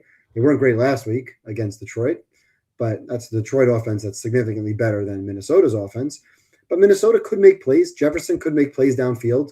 This line is just too big. Dallas is too inconsistent for me to lay 5.5 with. They lost to the Arizona on Monday Night Football. We had that game. They lost outright 27-17. They were poor in that game. They were not great, obviously, last week. Defensively, they put up 30. I don't think they're putting up 30 on Minnesota's offense. I know you mentioned Dak against the blitz. He's good with the blitz. That's fine. But it's still strength versus strength across the board. Dallas, it's a bad offense by the Vikings against, call it a below average, or at least no better than an average Dallas defense. And Dallas' offense is good, but Minnesota's defense is pretty good. I mean, they're not great. They're not as good as advertised, perhaps, with Flores. Last week they were good, but I think that game just got out of hand. And they're definitely going to try. I see no reason why they would quit. If they're down by 10, the back door is open. We saw Washington flat out quit. I don't think that'll be the case here. So I like Minnesota. I would take Minnesota as a contest pick. I thought that this line, the look-ahead line on this game was 7, and I was really like, wow, that's really kind of crazy. And I know we were both thinking of taking Minnesota last week until Daniels was ruled in, but we thought that there had to be an upgrade. Even though McCarthy stinks, there had to be an upgrade over Brosmer, and I think we saw that. So if McCarthy could be okay, just don't screw up, don't throw 3 picks, make a few good throws, do what you did against the Bears, come back and then blow the game late, lose by 3. I think they will lose the game. I think Dallas will find a way to win 27-23, 27-24, something in that ballpark. So I like Dallas to win the game, but I wouldn't lay the points, and I would take Minnesota as a pick. How confident are you in this one? So again, There's really not a lot of games that I like. I really like the Chargers. I think it's an absolute joke with Phillip Rivers, so you kind of have to take Seattle by default, unless that line. I mean, well, we're locked in at 13 and a half. I like the Browns a lot, so that would be one of my top picks. Outside of that, I think this probably is next. There's probably a top five. I still like the Cardinals quite a bit. I think that line is a little high, although we talked about the injuries. You mentioned the injuries with Cleveland, so that's something to monitor. I like the Bills to win. I always rather get, I've said this time and time again, I always would rather get a team getting 3.5 to 6.5 points than picking a pick 'em. Mm-hmm. Right? And Buffalo is basically a pick 'em. So if you ask me which game I'm more confident in, I would rather take, listen, we're not going to take Detroit because you obviously like the Rams, but No. I would rather take the Vikings getting 5.5 points in this game than the Bills. But I like the Bills. But I probably like getting 5.5 points better. Okay. All right. We can put this on the definites then, which means we have 4 definites. And we have one more game to talk about, which is the Dolphins at the Steelers. This line was Steelers minus 3.5, down to 3 off major news today that TJ Watt went to the hospital for lung injury. It would be shocking if he played at this point. Crazier things have happened, I guess. We'll see. But when I talked to Andy yesterday, I did like the Steelers a lot. First of all, the Dolphins, not a good team, coming off a win, and really a few wins here, but really all fluky. Like they needed a muffed punt against the Redskins to win in Spain. They needed a pick 2 to beat the Saints, because otherwise the Saints would have came back and kicked the field goal at the end. Maybe they would have missed, but still. And then last week they needed Tyrod Taylor to only throw 4 passes to beat the Jets. And they were up, but they were stuck at 24 points for a while. And I thought the whole time I'm like, man, if Taylor were playing, he could have let it come back here. And kind of like Tyler Shuck did. The Dolphins team plays great run defense. But they can't stop the pass. And suddenly Aaron Rodgers is the MVP again. He's throwing bombs all over the field against the Ravens. And so I thought, hey, you could do that against the Dolphins, who bring no pressure at all.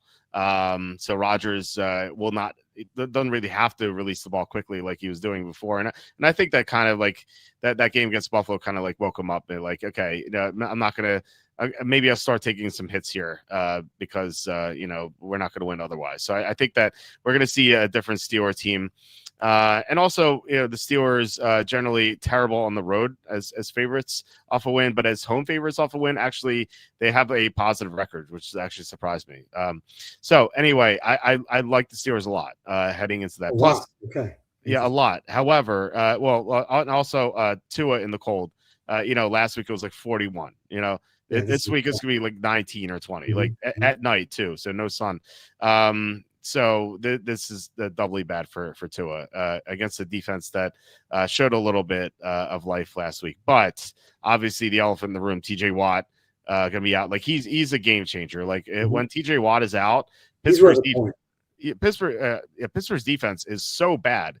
I think that one season, I think it was 2022 or 2023. I think it was 2022 when he was out for a handful of games. He was out for 7 games.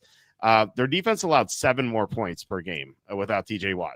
He's worth a full touchdown, not on the line, the point spread, but in real life, he's worth a touchdown. So I can't be confident in the Steelers anymore without Watt. We'll see. I don't know. We'll see what happens at the injury report, but I at this point, it's so hard to back either team. So I'm off this game right now. It's a shame, but what do you think? Good. I'm off the game too. So we'll keep it simple here. Miami obviously off the easy win. Yeah, they dominated who? Brady Cook, the Jets backups. Right. They rushed for 240 yards, but they were terrible on third down. Why are they terrible on third down? Because Tua stinks. It was a little chilly for Tua, 40 degrees, not that cold. Mm-hmm. I mean, I'm in 40 degrees today, and I'm in shorts and flip-flops when I leave the gym. So, right. It's not that bad out. 19 is different than 40.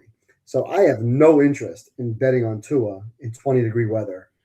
Achane has been hurt. I mean, I know he's back at practice, or quote, supposedly feeling better. He's obviously a game changer. I understand you mentioned the Pittsburgh record at home off of the win. I don't really care. I am not somebody who's going to go and back Tomlin off of a win, especially off of a Ravens win. Right? I wonder how many games, what your record is in off of the Ravens wins. off versus anyone. Because beating the Ravens, especially a game like last week when everyone is calling for him to be fired, the crowd is chanting for him to be fired. He acknowledges it. Listen, I'd be frustrated too. And then he goes out and they win that game. Of course they did. That's such a classic Steeler thing to do, to come out. Rodgers throws for 300 yards, and they win that game, and then they blow the game to Miami at home. I can see it a mile away. So do I think they're going to lose this week? No, but I made the line 3. That's without Watt, because I think Watt is worth a good point. So if Watt's there, 3.5, 4 makes sense. Do I want to bet it? I really don't want to lay 3.5, 4 with Pittsburgh. Maybe they find a way to win. You know why I like the Steelers to win? Because Boswell. That guy is the best kicker in the league. Maybe Aubrey is up there, but I still think Boswell has the pedigree and the history now. I think Chris Boswell is the best kicker in football, and he's used to those wins. He's used to the field. It's a tough field to kick on with the grass. I think that's the reason why they'll find a way to win. I'd be confident in the Steelers winning the game. But covering without Watt, I don't know what I'm getting out of Achane right now. I know what I'm getting out of Tua. I'm going to get 2 for 10 on third down passing. I'm probably going to get a pick somewhere or some really bad throws. Maybe the Steelers create some turnovers. I would even consider betting the Steelers' defensive touchdown in this game. But I don't want to lay 3.5 as a contest pick. It's just not. I don't think I'd be kicking myself. Like, why am I betting? Why am I laying a hook here with Tomlin off of the Ravens win? So I think to me this is a pretty easy pass. Yeah, the hook without TJ Watt is pretty rough. Off games against the Ravens in the John Harbaugh, Mike Tomlin era. As a home favorite, Tomlin is 4-4 against the spread after beating the Ravens. Okay. 5-3 straight up, 4-4 against the spread. Okay. And this is what I'm talking about, by the way. Not that it's going to affect our decision because we're not going to take the Steelers, but the Steelers as home favorites off a win in the Tomlin era, 41-36 against the spread. However, if you go to road favorites off a win in the Tomlin era, 17-32 against the spread. So that's okay. That makes sense. Yeah, so bad. I mean, Steelers are such a team that it's just you want to go opposite, right? It's like they're going to lose this game somehow. And who they play next? Pittsburgh next week. Then they're going to go to Detroit and win in Detroit, right? It's like it's such a classic Tomlin thing to do. And then they'll lose at the Browns. They're going to lose at the Browns. I guarantee it. Yeah, for sure. And I struggled with that. That was why I was going crazy with Survivor to possibly save the Rams, because I figured at the time if Burrow was not back, then who am I picking in Week 17? I have to save the Rams, and therefore I have to take Miami. And you talked me out of mine. No, I'm kidding. You didn't. I lost anyway at Thanksgiving. It's all good, Walt. So. But that was a game that I really struggled with because I'm like, I don't want to take Pittsburgh in Cleveland. That's terrible. First of all, my wife's family is from Pittsburgh. So my wife is a Steelers fan. And I can only imagine losing Week 17. I would probably blame it on her. You talk about having your stuff thrown out of the house. My stuff thrown out of the house real quick. So, or I'd march out of the house because I'd blame my wife for the Steelers' loss, costing me $18 million. So this is not a team. This is a team where I like to bet on when they're dogs off of a loss, not as a favorite off of a win, just generally speaking. And I don't think the Steelers are any good. Obviously, we know Miami's worse. I told you 3 weeks ago to take Miami over 6.5. Now, will you both have Miami under 8.5? It was the first bet we played when we did a show back in like May. That was the first bet we played is Miami under 8.5 wins. I then played Miami under 7.5 wins. And then 3 weeks ago before the Washington game, I played Miami over 6.5 wins. I'm going to middle this. Miami's going to win one of these games. I don't know who they're going to beat. I don't think they win this week. Miami plays. You know who Miami's going to beat? They're going to beat Tampa because Tampa stinks. And Tampa's going to screw me with the division. That'll be the game that Miami wins. Yeah, maybe. Get over 6.5. At this point, yeah. The Jets game was the first 2-0 win in weather below 45. I promise you, I don't know where Parrots is from. It wasn't that cold last week. It's he's gonna lose. It's like under 41 now. He hasn't won. So 41 degrees. It's not bad, especially when you're running and getting a sweat. Like it's not bad out. That's not cold. It's really not bad. Although I was really anecdotal real quick. My cousin who lived near me, he went to school in Florida, and he came up for spring break, and we were hanging out. And he's like, "Oh, it's so cold." I'm like, dude, it's 55. It's not Yeah, cold. I'm like, that's like true. I'm He wearing was coming shorts. from Florida. Yeah, makes sense. Yeah. Tua's from Hawaii, then Alabama, then Florida. So like 41 might be like snow. And they did that celebration. Do you see that celebration in the end zone where they sat in a circle like the football was Oh, on like fire. yeah, Like yeah. they're warming in their hands. Yeah. It's like 41. It's like 10 degrees. Like, come on, guys. Yeah. I'm from South. Okay, that makes Oh, sense. okay, well, first of all, Paris is smart because we're the idiots who live in the Northeast where the I know. weather's awful. I know. But when you're here, 40 degrees is a joke. That's Like I nothing. go out, I'm in like a long sleeve t-shirt and shorts to go out for a jog.